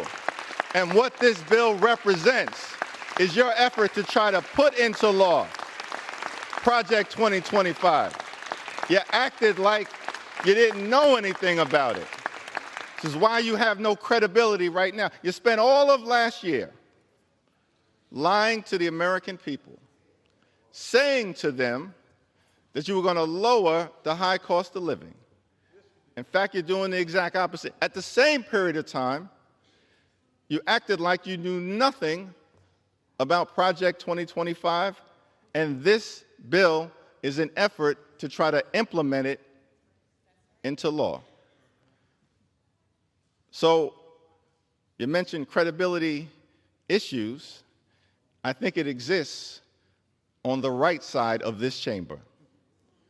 Now, not only have you gone after Medicaid, not only have you gone after Medicare, in this, you are to direct your comments to the chair. Mr. Speaker, you know what's interesting is that every time I've come on this floor, I can use sharp language, he can use sharp language. You choose to admonish me. I don't work for you, sir. I work for the American people. I understand.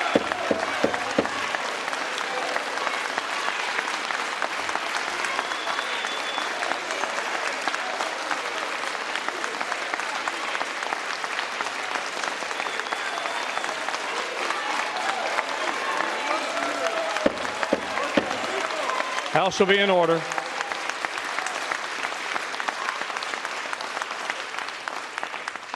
As I said, Mr. Leader, we've been very patient. Just listen to the majority leader of the other side who directed all of his comments to the chair. It is important for the decorum of the institution for you to do the same.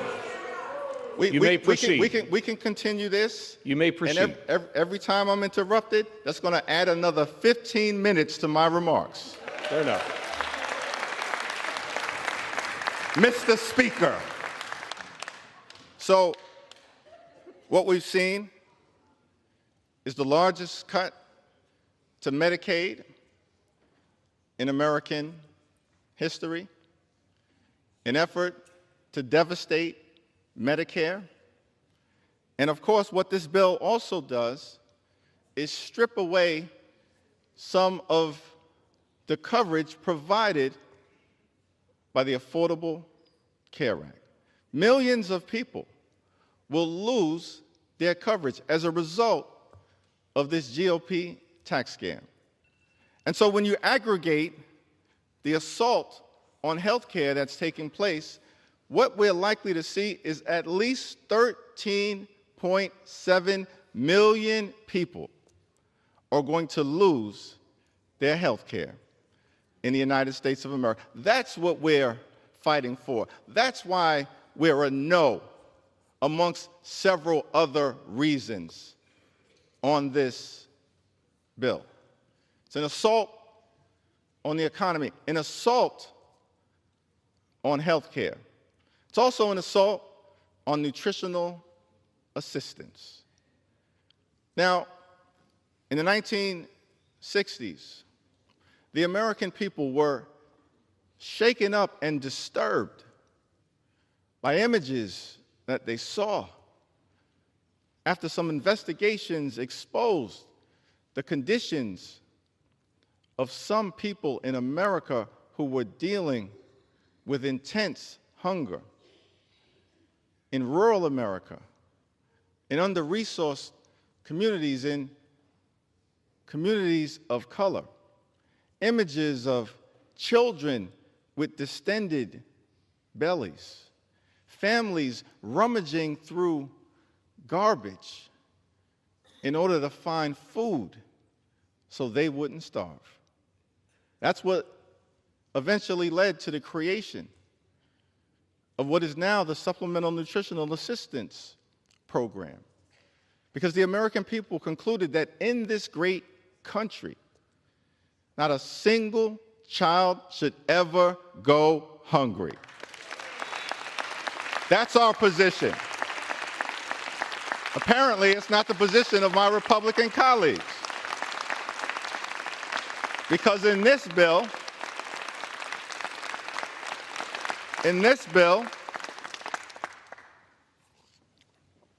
SNAP, the Supplemental Nutritional Assistance Program, will experience more than $300 billion in cuts, the largest cut to nutritional assistance in American history. Literally, Mr. Speaker, Republicans are taking food out of the mouths of children, disabled Americans, veterans, and older Americans. That is another reason why we are strongly opposed to this bill. This is the United States of America, the wealthiest country in the history of the world. It is indecent to rip food out of the mouths of children and everyday Americans. It is indecent.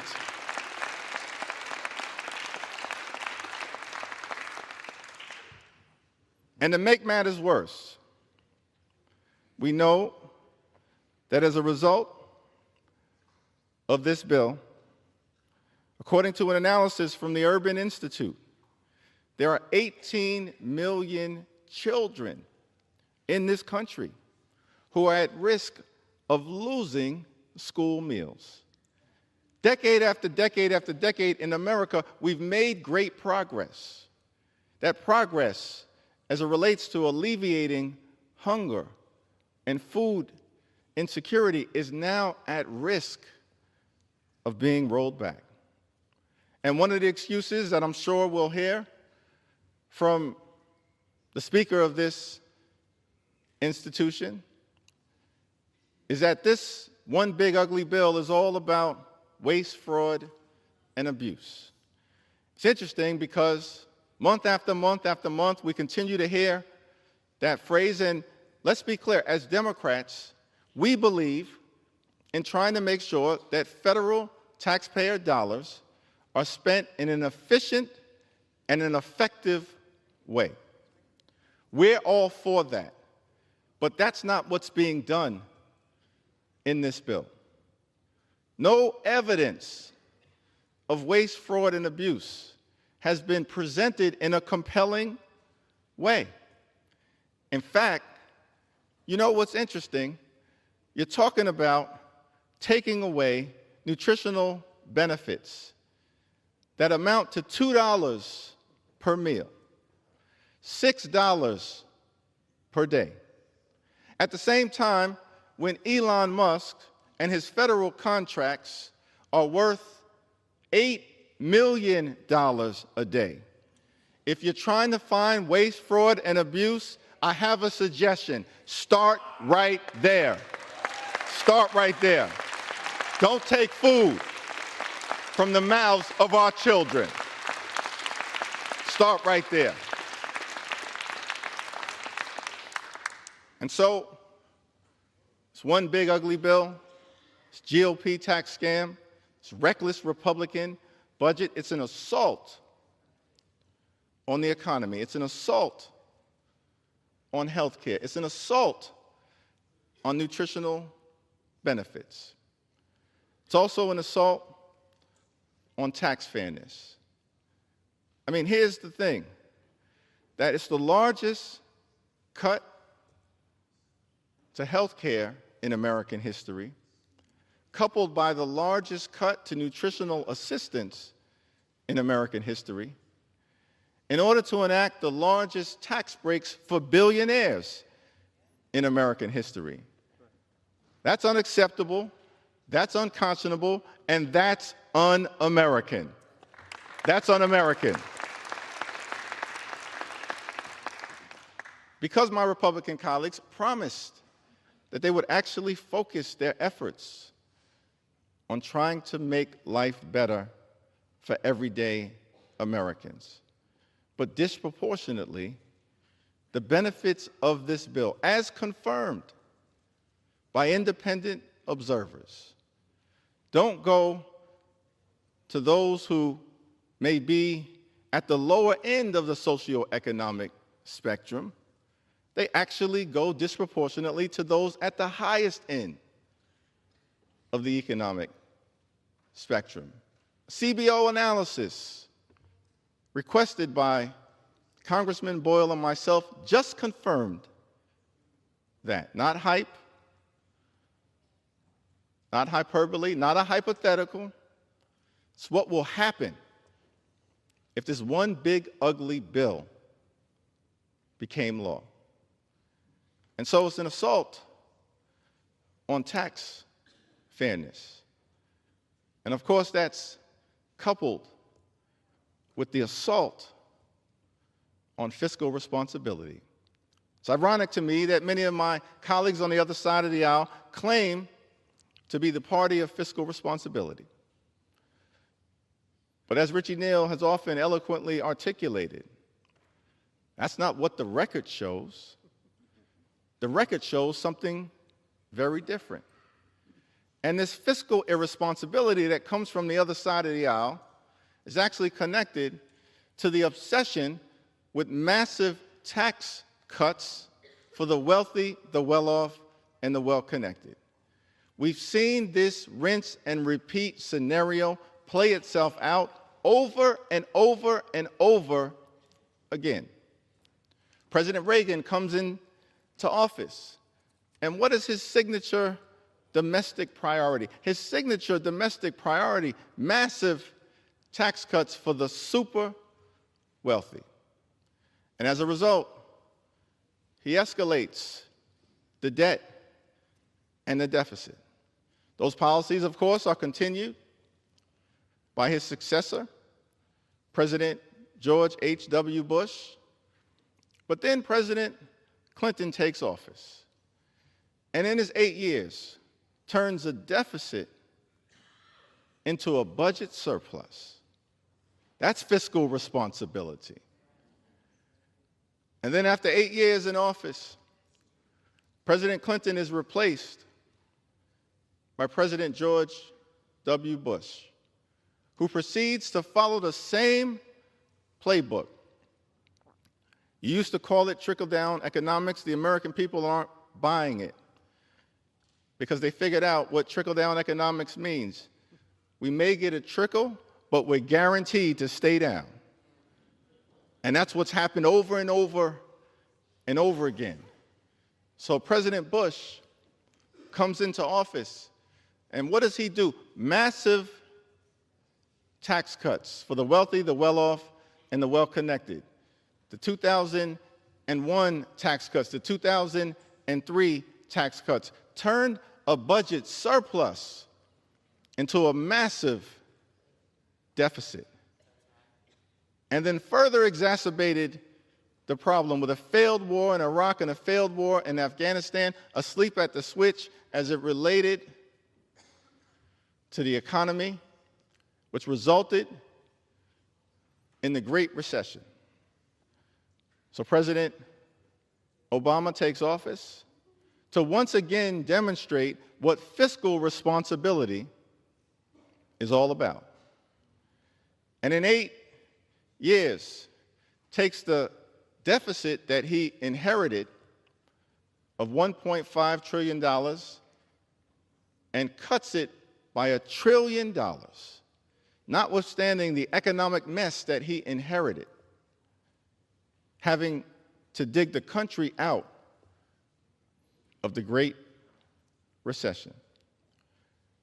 And then, of course, after 8 years of President Obama, which brings us to the current administration in its first term, as my colleague from Louisiana talked about, what's your signature legislative accomplishment?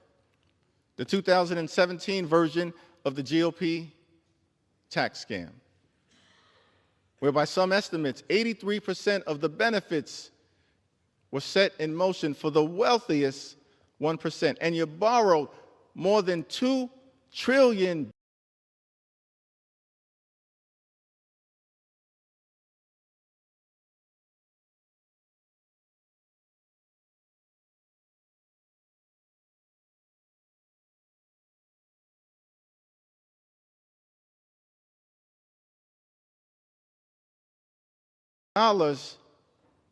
to do it.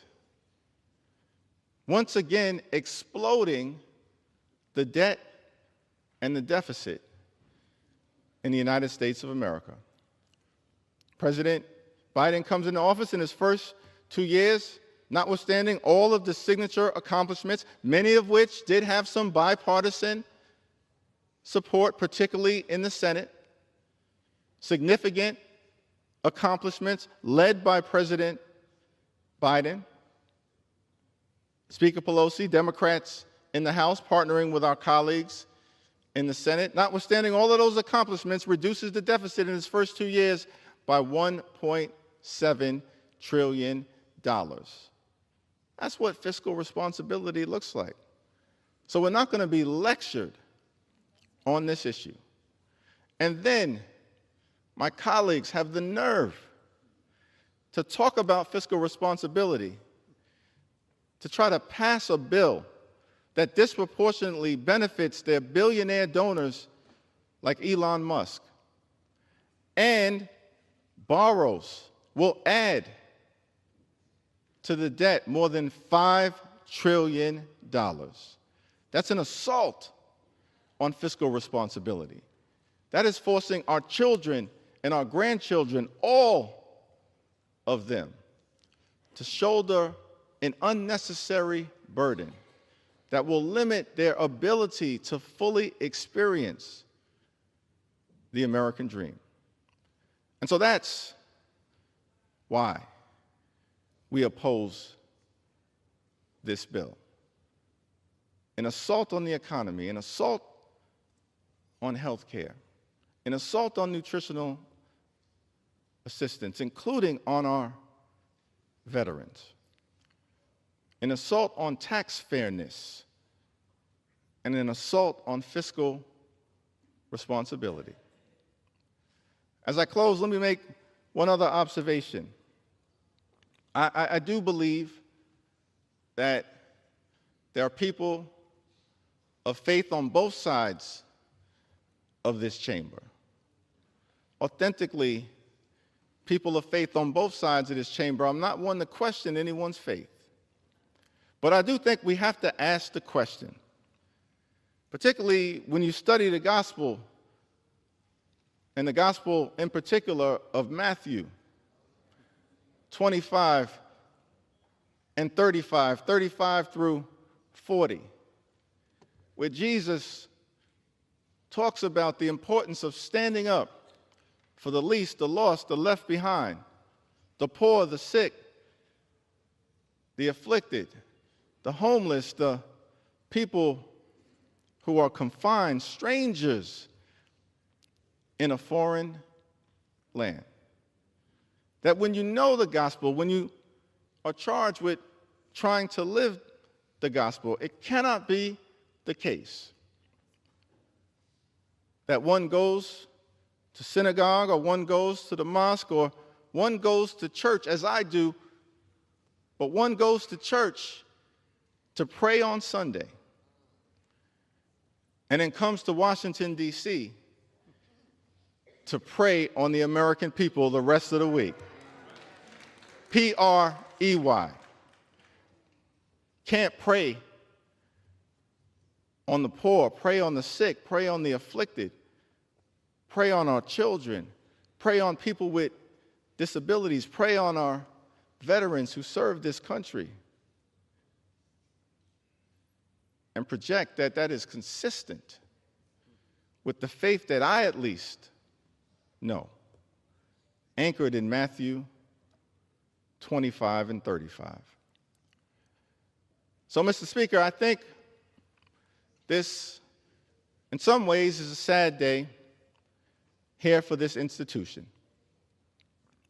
James Madison, one of our great thinkers, I believe it was in Federalist 51, talks about Congress at its best should function as a rival to the executive branch, serve as a check and balance on the out-of-control impulses of an executive that may emerge from time to time. Congress, according to James Madison, at its best, would serve as a rival to the executive branch.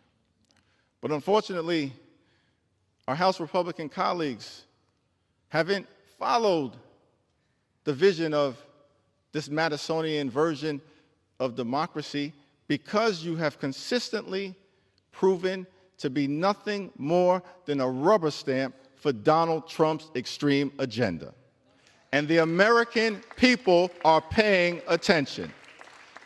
The American people are paying attention. So I think that when the story is told of the 119th Congress, when the votes are ultimately cast on that first Tuesday in November next year, that this day may very well turn out to be the day that House Republicans lost control of the United States House of Representatives.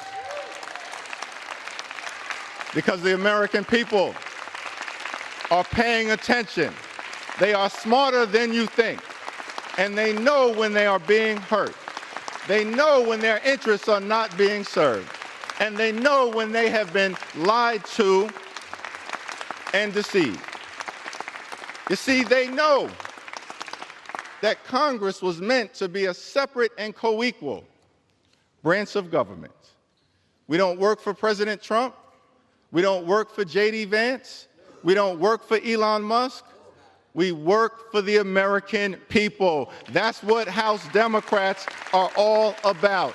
And because we work for the American people, we will continue to stand up for an economy that's affordable and makes life better for hardworking American taxpayers. Will stand up for Social Security, stand up for Medicare, stand up for Medicaid, stand up for nutritional assistance, stand up for our children, stand up for our veterans, stand up for our seniors, stand up for our families, stand up for the American way of life. That's what House Democrats will continue to do. We will stand up today, stand up tomorrow, stand up this week, stand up next week, stand up this month, stand up next month, stand up this year, stand up next year, stand up at all times until we end this national nightmare and restore the American dream for every single person in this great land from sea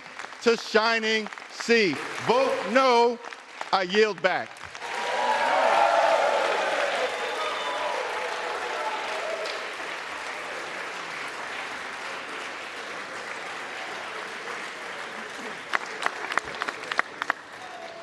Gentleman yields back his time. Gentleman from Missouri. Thank you. Thank you, Mr. Speaker. The Democrat leader is mistaken. We aren't currently in the dead of night. We are voting for the one big, beautiful bill. House to be in order. We are voting for the one big, beautiful bill first thing in the morning because the relief for working families simply can't wait and will work until the job's done, and we're going to do that. I am pleased to yield 1 minute to the gentleman from Louisiana, our Speaker, the Speaker of the House, Mr. Mike Johnson.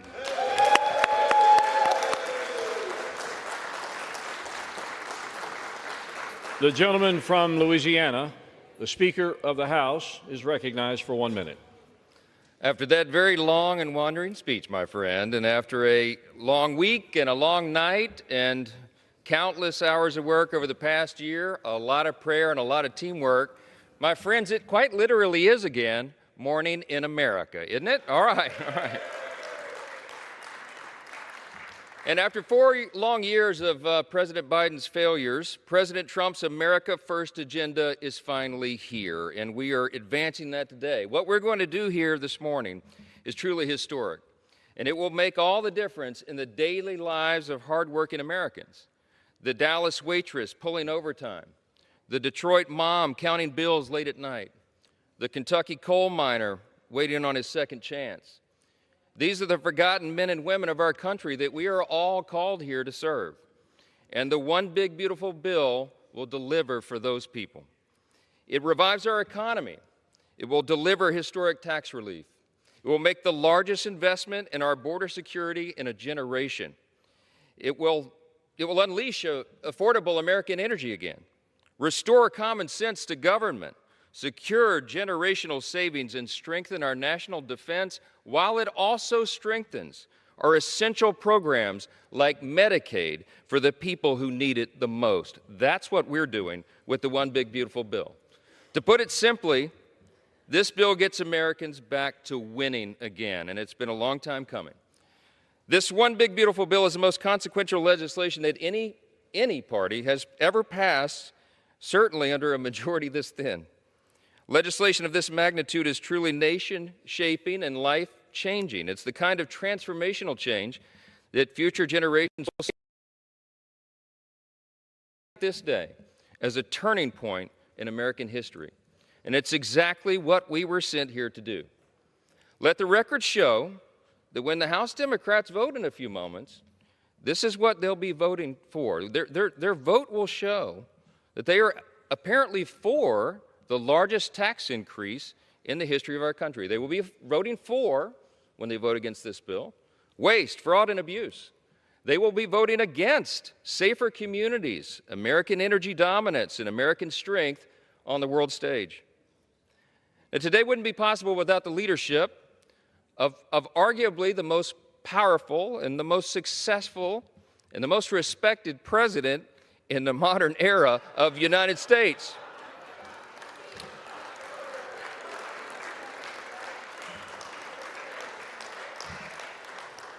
Our Democrat colleagues mock the objective truth. We were delivered unified government, my friends, in November. The White House, the Senate, and the House were delivered to the party on this side of the aisle. So you can laugh all you want, all right?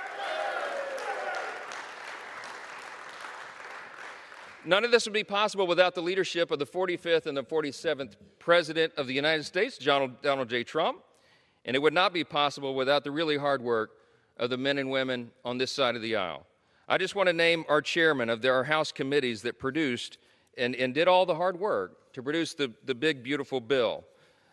Scripture says we give honor where honor's due, Mr. Leader, and we're going to do that here quickly. Chairman G.T. Thompson of the Agriculture Committee, Chairman Mike Rogers of the Armed Services Committee, Chairman Jody Arrington of the Budget Committee, Chairman Tim Walberg, Education and Workforce Committee, Chairman Brett Guthrie, Energy and Commerce Committee, Chairman French Hill, Financial Services Committee, Chairman Mark Green, Homeland Security Committee, Chairman Jim Jordan, Judiciary Committee, Chairman Bruce Westerman, Natural Resources Committee, Chairman James Comer, Oversight and Accountability Committee, Chairman Sam Graves, Transportation and Infrastructure, Chairman Jason Smith, Ways and Means Committee.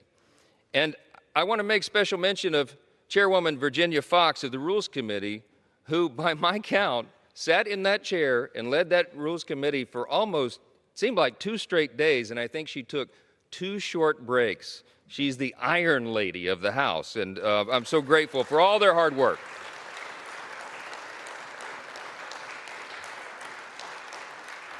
See, the beauty of what we produced with the One Big Beautiful Bill over here is that this was a team effort. This was men and women who were elected to come here, the duly elected representatives of the people back home. They rolled up their sleeves. They got down in the trenches. We began this effort over a year ago. It was actually March of last year, because we anticipated and we believed that we would be delivered unified government, that we would have a Republican leader in the White House, Donald J. Trump, that we would have the Senate and the House, that we would have that moment of opportunity. And so we planned and we worked and we locked arms together as a team, and we have delivered this against all odds. The media has tried to divide us. They've written our eulogy about 10 times. And you know what? Sometimes it's good to be underestimated, isn't it? But we got this done, and I'm so proud of the work of every member of this House Republican Conference who worked in their committees. Every single member had a say in this. Every single constituent. The millions of people that are represented here have their voices and their interests reflected, because we did this together as a team.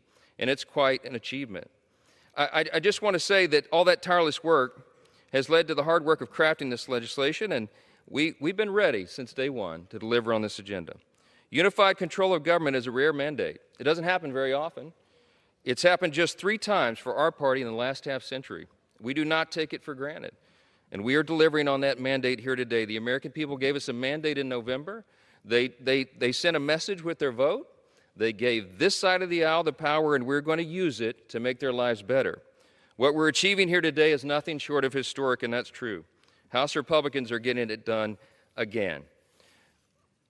In the Republican Party, see, we believe in a simple principle. We believe that America really is a shining city on a hill. Ronald Reagan used to talk about that. He was referencing Scripture. He understood that America is exceptional. He understood that, as it says right there above the Speaker's rostrum, our national motto, that we trust in God. And God is our trust. These are the things that make our nation exceptional. And the people of our country, they deserve better. We've been working hard to deliver so that the people of our country see this again as a shining city on a hill, and that people around the world see us for who we should be. One thing that we can all agree on both sides of the aisle is that a strong America is good for everybody all around the world. All of us together, regardless of party, we're called here to stand together and defend those freedoms and to defend those foundations that made us the greatest nation in the history of the world. All of us have to look and recognize that the shine has not been on that city in a while. We're here to restore it. And this piece of legislation, as large as it is and as historic as it is, will do that very thing. Now look, we're accomplishing a big thing here today, but we know this isn't the end of the road just yet. We've been working closely with Leader Thune and our Senate colleagues, the Senate Republicans, to get this done and delivered to the President's desk by our Independence Day. That's July 4th. Today proves that we can do that, and we will do that. And it doesn't matter how much the media doubts this or how much the Democrats, give us their narratives. Doesn't matter how long the speeches are. It doesn't change the facts. We're delivering, and we're doing it in a big way. So to our friends in the Senate, I would just say the President is waiting with his pen. The American people are waiting for this relief. They are waiting for these life-changing results, and we are going to finish this job. This is a historic moment that we will be talking to our children and our grandchildren about, and everyone will remember. America's back. I yield back.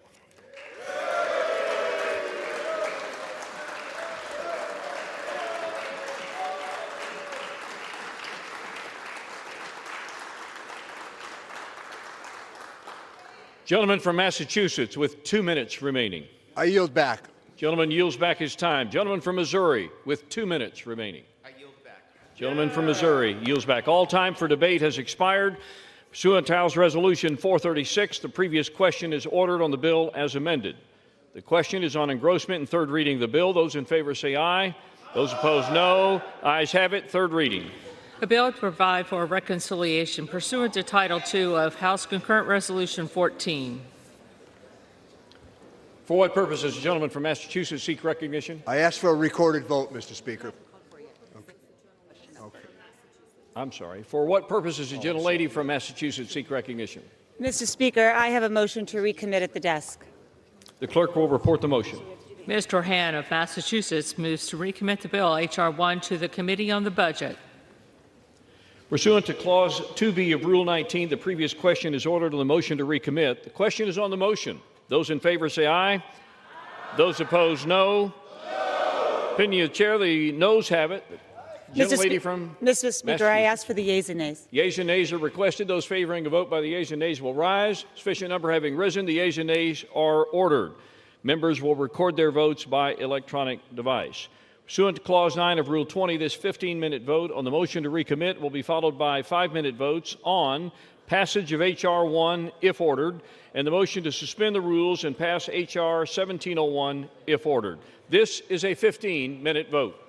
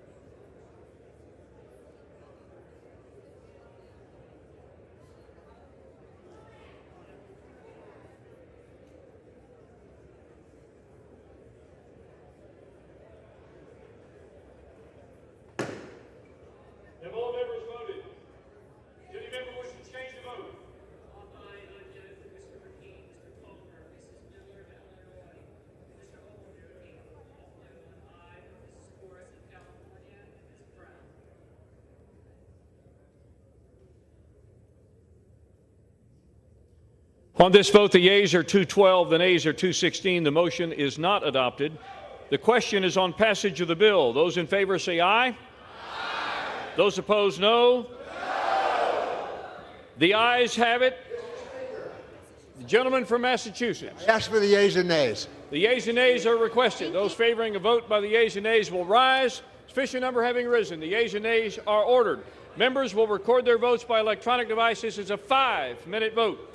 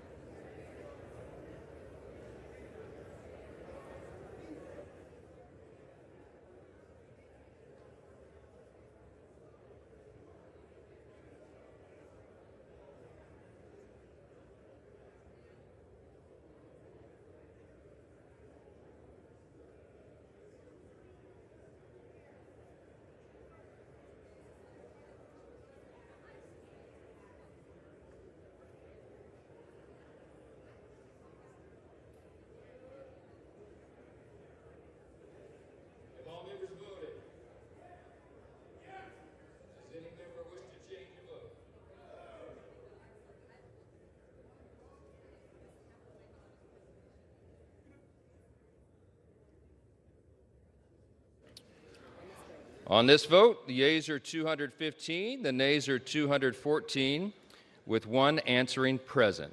The bill is passed.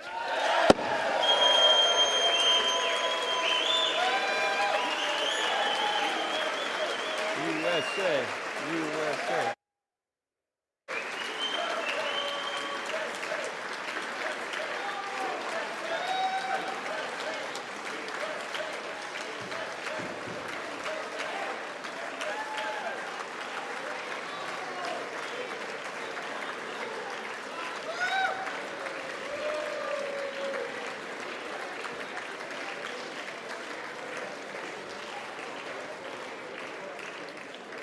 Without objection, a motion to reconsider is laid on the table.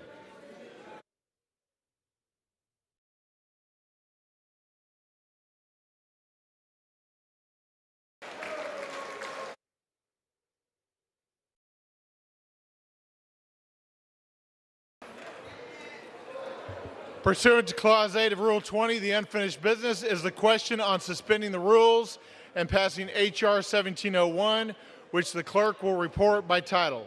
H.R. 1701, a bill to require the Secretary of Defense and the Secretary of State to monitor efforts by the People's Republic of China to build or buy strategic foreign ports and for other purposes. Will the House suspend the rules and pass the bill? So many as are in favor say aye. Those opposed, no. In the opinion of the chair, 2/3 being in the affirmative, the rules are suspended. The bill is passed, and without objection, the motion to reconsider is laid on the table.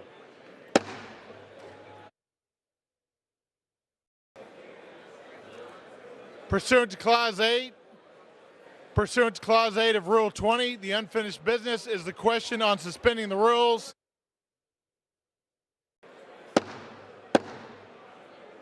The House. Pursuant to Clause 8 of Rule 20, the unfinished business is the question on suspending the rules and passing H.R. 1969 as amended, which the clerk will report by title.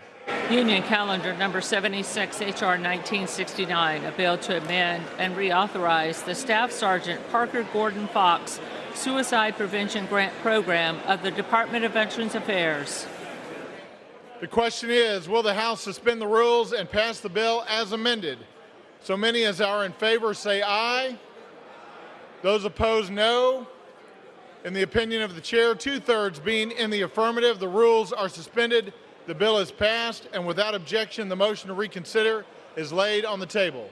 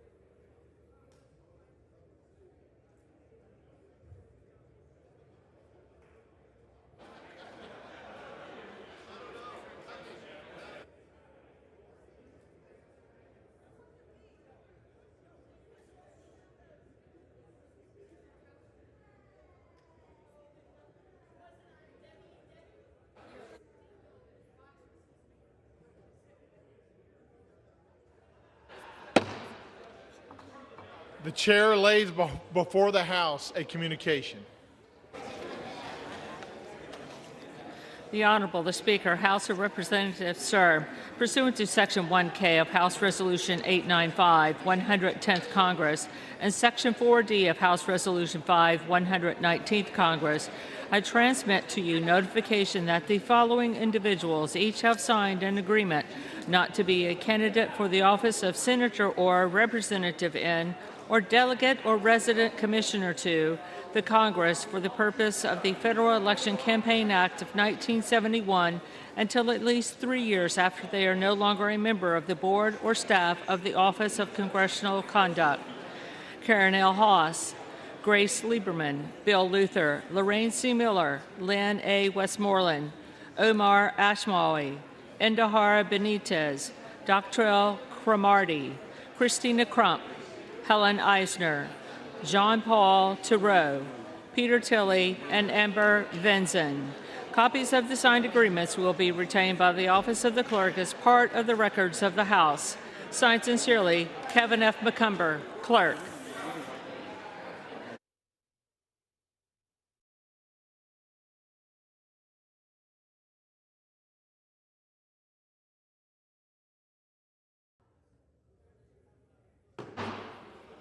The chair lays before the House a communication.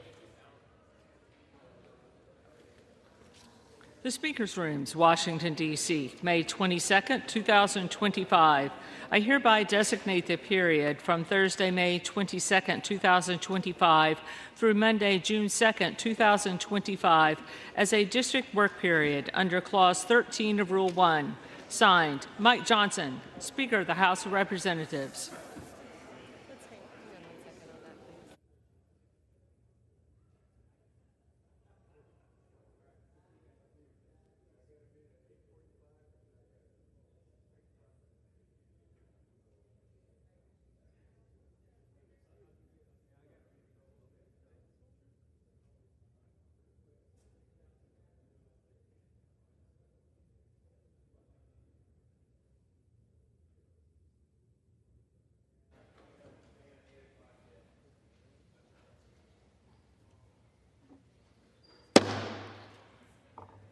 Pursuant to Clause 13 of Rule 1 and House Resolution 435, the House stands adjourned until 10 a.m. on Friday, May 23, 2025, as a further mark of respect to the memory of the late Honorable Gerald E. Connelly.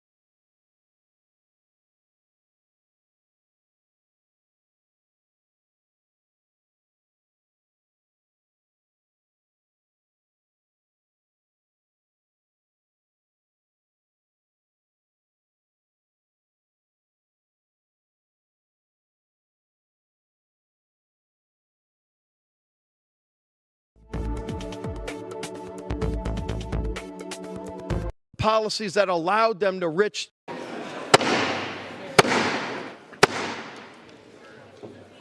House will be in order. Members, please take conversations from the floor. Clerk will read the resolution.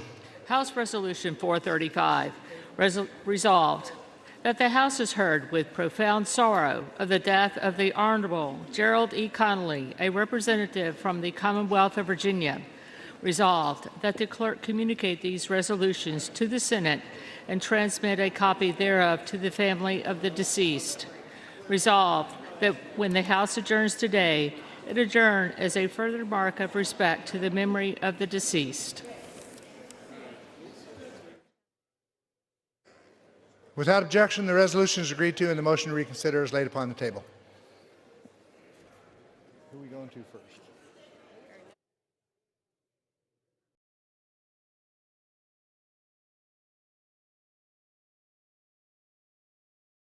For what purpose does the gentleman from Texas, Mr. Arrington, seek recognition? Mr. Speaker, pursuant to House Resolution 436, I call up Bill H.R. 1, the One Big Beautiful Bill Act, and ask for its immediate consideration in the House. Clerk will report the title of the bill. Union Calendar Number 78, H.R. 1, a bill to provide for reconciliation pursuant to Title II of House Concurrent Resolution 14. Pursuant to House Resolution 436, an amendment in the nature of a substitute consisting of the text of the Rules Committee Print 119-3, modified by the amendment printed in House Report 119-113, is adopted and the bill as amended is considered read. The bill as amended shall be debatable for 2 hours, equally divided among and controlled by the chair and ranking minority member of the Committee on the Budget, on their respective designees, and the chair and ranking minority member on the Committee of Ways and Means or their respective designees. The gentleman from Texas, Mr. Arrington, the gentleman from Pennsylvania, Mr. Boyle, the gentleman from Missouri, Mr. Smith, and the gentleman from Massachusetts, Mr. Neal, each will control 30 minutes. The chair recognizes the gentleman from Texas. Mr. Speaker, I ask unanimous consent that all members may have 5 legislative days within which to revise and extend their remarks and include extraneous material on H.R. 1. Without objection. Mr. Speaker, I yield myself such time as I may consume. Gentleman's recognized. Mr. Speaker, for the last 4 years, the American people have suffered one self-inflicted crisis after another, from the chaos at our southern border to our crime-ridden streets to a cost of living crisis that decimated working families from sea to shining sea, leaving Americans weaker, our country more divided and more vulnerable than it's been in generations. Colleagues, lest we forget how we got here and why this moment is so important and so consequential in the life of our country, let's reflect on the recent history. Under the leadership of Biden-Harris and congressional Democrats, our federal government failed to enforce the laws of our land and unilaterally surrendered our sovereign border to terrorist drug cartels. On top of that, our military mission was reduced from warfighter readiness to ideological indoctrination. We lost the confidence of our allies, the respect of our enemies, and America's influence on the world stage. Unbridled spending and failed fiscal policies sent our country's economy into a tailspin. Trillions in deficit spending, trillions more in regulations, cradle-to-grave welfare without work, and an all-out assault on American energy independence wreaked havoc on our economy and created the worst inflation crisis in 40 years. In November, the American people gave President Trump an historic mandate and unified Republican leadership in Congress to reverse course on these failed policies and their disastrous consequences. And that's exactly what this bill does, Mr. Speaker. The One Big Beautiful Bill Act delivers the greatest single investment in border security and national defense, the largest tax cuts for families and small businesses, the most significant commitment to unlocking America's energy resources, and the largest reduction in spending in the history of the United States by twofold. But in an attempt to derail our efforts, you can be sure of this: our Democrat colleagues will use their tired old tactics of fear-mongering and false claims. They like to lead you to believe that this reconciliation bill is a, quote, tax cut for the rich on the backs of the poor. Their narrative throughout this process has not only been misleading, Mr. Speaker, and completely untrue, it preys on the fears of our nation's most vulnerable. Here's the truth. The 2017 tax cuts lowers tax rates for every American household at every income level, with the lower income families benefiting the most, while actually increasing the amount of taxes paid at the top 1%. 3 out of every $4 in the Trump tax cuts didn't go to corporations, they went to individuals. Workers experienced a record 25-year wage increase. Families received an additional $5,000 in median household income, and income for the bottom 50% grew 3 times faster than the top 1%. And as a result, Mr. Speaker, a record 6 million Americans were lifted out of poverty. This won't stop our Democrat colleagues from scaring you with fallacious statements that, quote, children will go without food, seniors will be stranded without health care, and the disabled will be left to die in the streets. All of this is just a cover for what they really want to do. They want to protect health care and welfare at any cost for illegal immigrants, at the expense of hardworking taxpayers and our citizens who depend on them.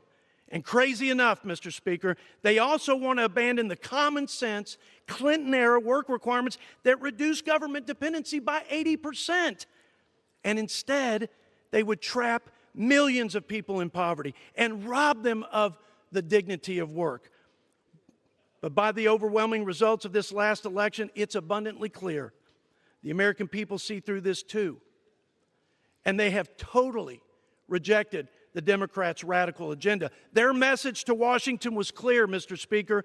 They want competent leaders, common sense policies, and a commitment from all of us to put America and Americans first. Now, let's give the people what they voted for. I reserve my time. Reserves the balance of his time. Gentleman from Pennsylvania, Mr. Boyle.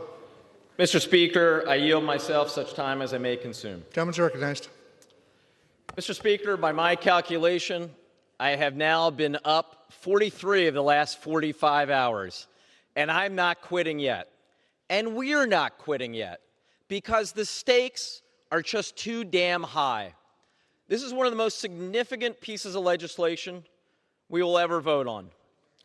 This bill will bring about the greatest loss of health care in American history.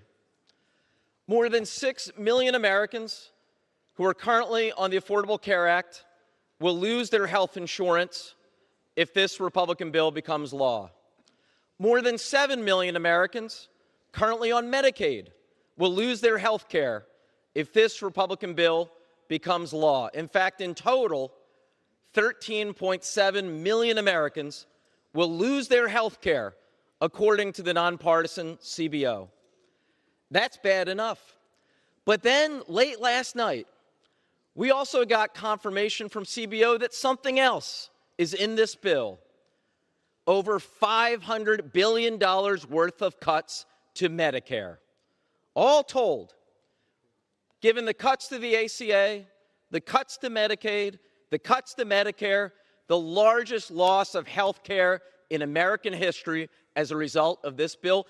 Not even during the Great Depression did so many people lose their health care as will lose it in this bill. And there are even more cuts beyond that. Cuts to nutrition assistance programs, cuts to Head Start, cuts to other education programs. The list goes on and on. Why? To help pay for over $5 trillion worth of tax cuts, most of which that go to the top 1%. But here's the thing. As draconian as these cuts are, they actually don't even come close to paying for the size of the tax cuts. So how is the rest subsidized? With more debt financing. So much so that we have finally seen, for the first time ever, the Moody's credit agency on Friday downgrade the quality of the credit of the United States. Today, we saw more market churn. Markets campaigned on it. Don't have the resources. I see no beauty in a bill that promotes wealth for the wealthy, decreases services and resources for those at the bottom. It's a amending the Democrats' ridiculous $600 1099K reporting threshold and reverting back to the time-tested standard of 20,200 transactions. This legislation will undoubtedly make the life of the average American better. And thank you. I yield back. Gentleman from Massachusetts. I want to yield 1 minute to the gentlelady from Washington, Congresswoman Del Bene, who really knows something about the child credit. Gentlelady from Washington is recognized for 1 minute. Thank you, Mr. Speaker. President Trump and Republicans love calling this one big, beautiful bill, but it's really one big, broken promise. Republicans swore they would lower costs on day one. Instead, families are paying more for groceries, energy, and health care bills. Republicans have spent months fighting over how many Americans they're going to kick off of Medicaid and how fast. This is literally a matter of life and death. And for what? Another massive round of tax breaks to pad the wallets of the ultra-wealthy and big corporations. A mom from Kirkland told me recently that she was horrified to see what Republicans are doing to these programs. She raised 2 kids with the support of Medicaid, SNAP, and the child tax credit. She said the supports Republicans are cutting help real people live real, productive lives. I urge you to listen to your constituents and vote no on this big, broken promise. I yield back. Gentleman from Missouri. Mr. Speaker, this is what the one big, beautiful bill is all about. This is what 77 million Americans voted for. Make the 2017 Trump tax cuts permanent. No tax on tips. No tax on overtime. No tax on car loan interest. And tax relief for seniors. The one big, beautiful bill puts money back in the pockets of the people who make this country run. President Trump promised a new golden age, and House Republicans are delivering on that promise. The American people, they're counting on Congress to get the job done. Let's pass this bill, and let's deliver for American workers, farmers, families, and small businesses. I yield 1 minute and 15 seconds to the gentlelady from New York, Ms. Malliotakis. Gentlelady from New York is recognized for 1 minute and 15 seconds. Thank you, Mr. Speaker. In this bill, we are providing real tax relief for hardworking Americans, for middle-class families, for us senior citizens, not the billionaires like the Democrats claim. We increase the state and local tax deduction, the standard deduction, the child tax credit. The last 2 would be cut in half if we take no action today. We provide tax relief by including my legislation to provide a bonus deduction to reduce the taxes that our seniors pay on their Social Security income. We fulfill President Trump's commitment to eliminate taxes on tips and overtime, and we stop the return of the alternative minimum tax that crushed middle-class families. We allow Americans to fully deduct auto loan interest on their American-made vehicles, and we help young graduates with student loan debt get reimbursed by their employers tax-free. All of that is for working class, middle class, not billionaires. We also make sure that this bill keeps our borders secure and funds the deportation of criminal illegal immigrants, and we increase and strengthen domestic energy production and security, and we safeguard Medicaid for our seniors, for our disabled, for our children with disabilities, and we crack down on the fraudsters by targeting waste, fraud, and abuse. The Democrats can continue to fight for the fraudsters. They continue to fight for the illegal immigrants, but we're going to deliver for the working families, middle class, and senior citizens. Thank you, and I yield back. Gentleman from Massachusetts. Thank you, Mr. Speaker. I remind the gentlelady that the SALT deduction that we offered in our tax bill on a secret ballot would have gotten all the Republicans from New York and New Jersey and California. With that, I want to yield 1 minute to the gentlelady from Wisconsin, Congresswoman Moore, who nobody has ever walked away from saying, I think she's undecided.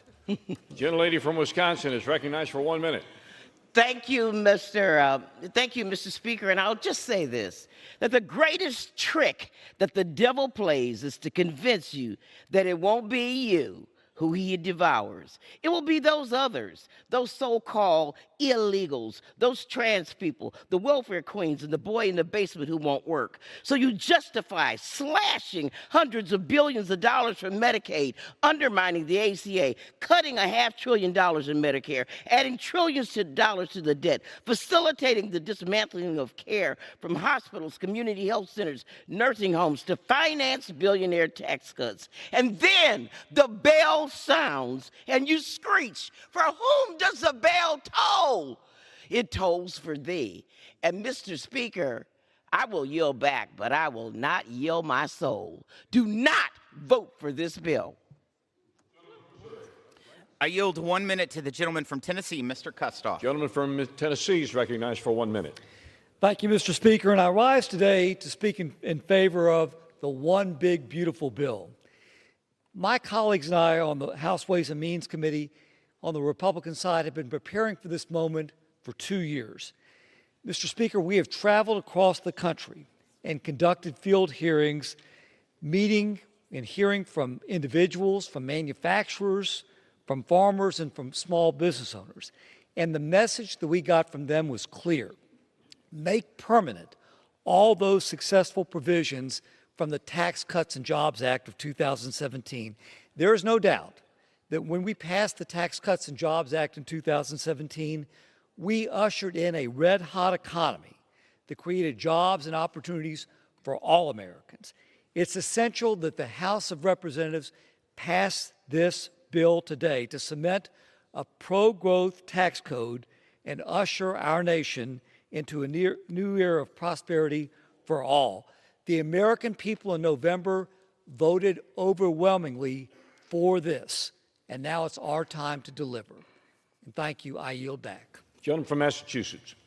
Thank you, Mr. Speaker. Let me yield 2 minutes to the gentleman from Massachusetts, the ranking member of the Oversight Committee, my friend, Congressman Lynch.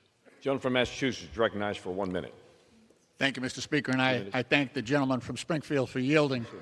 I rise this morning on behalf of our friend and colleague, General Jerry Connelly, the gentleman from Virginia, with the hope of infusing this debate with his passion and his wisdom on behalf of the federal workers for whom there was no greater champion. Jerry was especially grateful for the federal workers at the VA and the Walter Reed Medical Center, especially the nurses and therapists and physicians and support staff that cared for our veterans and active military.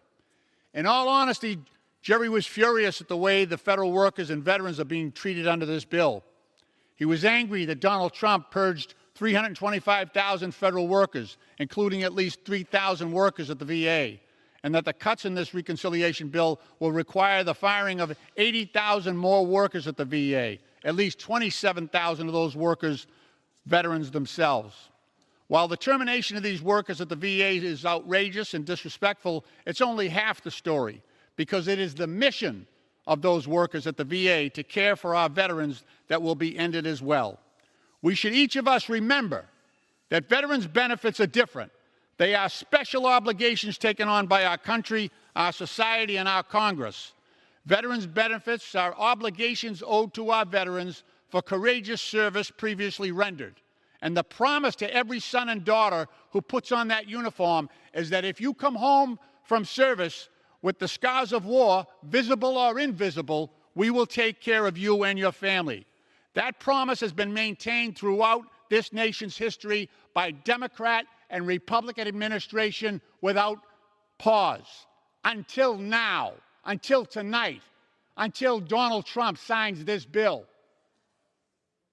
Mr. Speaker, this is a disgraceful way to treat both workers at the VA and the veterans they serve. I urge my colleagues to vote against this bill, and I yield back. Gentleman from Missouri. I yield 2 minutes to the gentleman from Arkansas, Mr. Westerman, the chairman of the Natural Resources Committee. Gentleman from Arkansas is recognized for 2 minutes. Thank you, Chairman Smith, for yielding, and also thank you for your leadership, your patience, and your unwavering dedication to put this tax policy and this budget reconciliation bill before us. Mr. Speaker, I rise today in support of the opportunity we have to not only provide historic tax relief for hardworking Americans, but also to spur investments in our economy by developing the resources of our land. This is our unique opportunity to do something truly worthy to be remembered in our day and in our generation. The Natural Resources Committee is proud to have played a key part in this legislation. Our title far exceeds our $1 billion instruction. The Congressional Budget Office estimates it will generate over $20 billion in savings and new revenue for the federal government, primarily by direct royalty and lease fees from the sale of oil, gas, timber, and mined resources, while curbing wasteful spending. But CBO's direct revenue evaluation